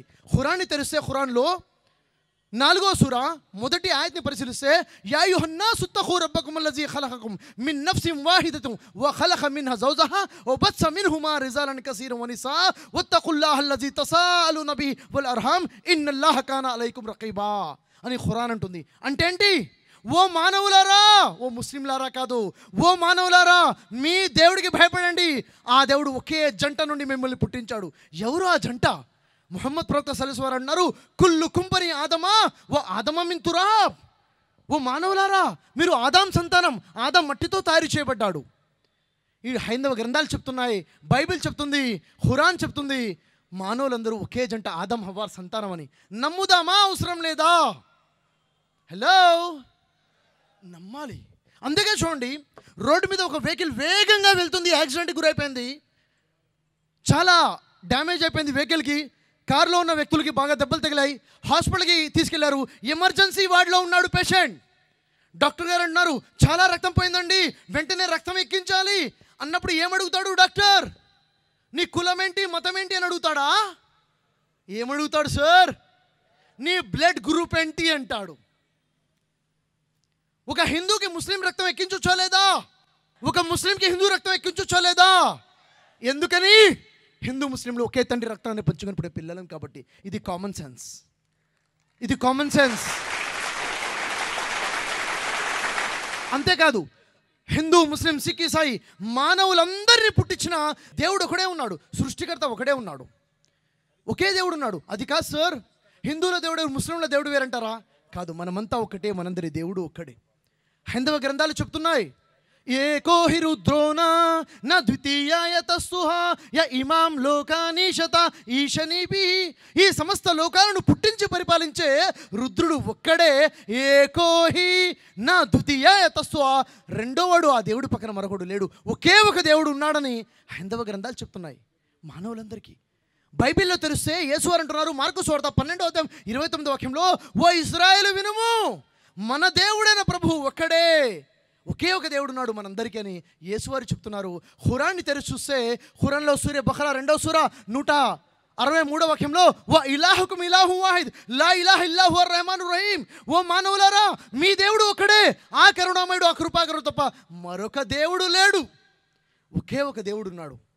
హిందువులకి, ముస్లింలకి, క్రైస్తవులకి ఒకే దేవుడు. మనమంతా ఒక్కటే, మనందరి దేవుడు ఒక్కడే. సార్, మనందరి దేవుడు ఒకడేనా కాదా? హలో, ఒక్కడే. లేదు సార్, హిందువుల దేవుడు వేరు, ముస్లింల దేవుడు వేరు అంటారా? ఒకవేళ మీరు అలా అంటే నా దగ్గర ప్రశ్న ఉంది, సమాధానం చెప్తారా? జాగ్రత్తగా వినండి, నా ప్రశ్న సమాధానం చెప్పాలి మీరు. ఒకవేళ హిందువుల దేవుడు వేరు, ముస్లింల దేవుడు వేరే అయితే, హిందువుల దేవుడు వర్షాన్ని కురిపిస్తే హిందువుల పంట పొలాల మీదనే వర్షం కురవాలి, కానీ ముస్లింల పంట పొలాల మీద వర్షం ఎందుకు కురుస్తుంది? వై? ఎందుకంటే హిందూ ముస్లింలనే కాదు, పంట పొలాలనే కాదు, భూమి ఆకాశాలను పుట్టించిన దేవుడు ఒకడే కాబట్టి. Sir, common sense. దేవుడు ఒకడే ఉన్నాడు, భూమి ఆకాశాలను పుట్టించిన దేవుడు ఒకడే ఉన్నాడు. ఒకే భూమి మీద ఉన్నాం, ఒకే సూర్యుడు వెలుతురు తీసుకున్నాం, అందరూ పీల్చేది గాలి ఒకటే, మనందరినీ పుట్టించిన దేవుడు ఒకడే. ఈ ఐక్యతతో కలిసి ఉంటే భారతదేశం ఎలా ఉంటుంది? ఐకమత్యమే మహాబలం. భారతదేశం ఎలా ఉంది?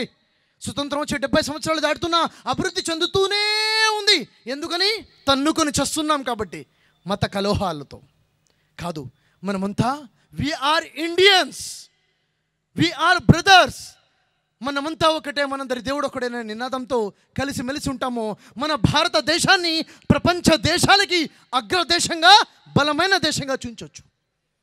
ఈ దేశం మారాలి అంటే నేను మారాలి, నా ఆలోచన మారాలి. ఇలాంటి మంచి మార్పు రావాలని ఆశిద్దామా వద్దా? Thank you very much sir.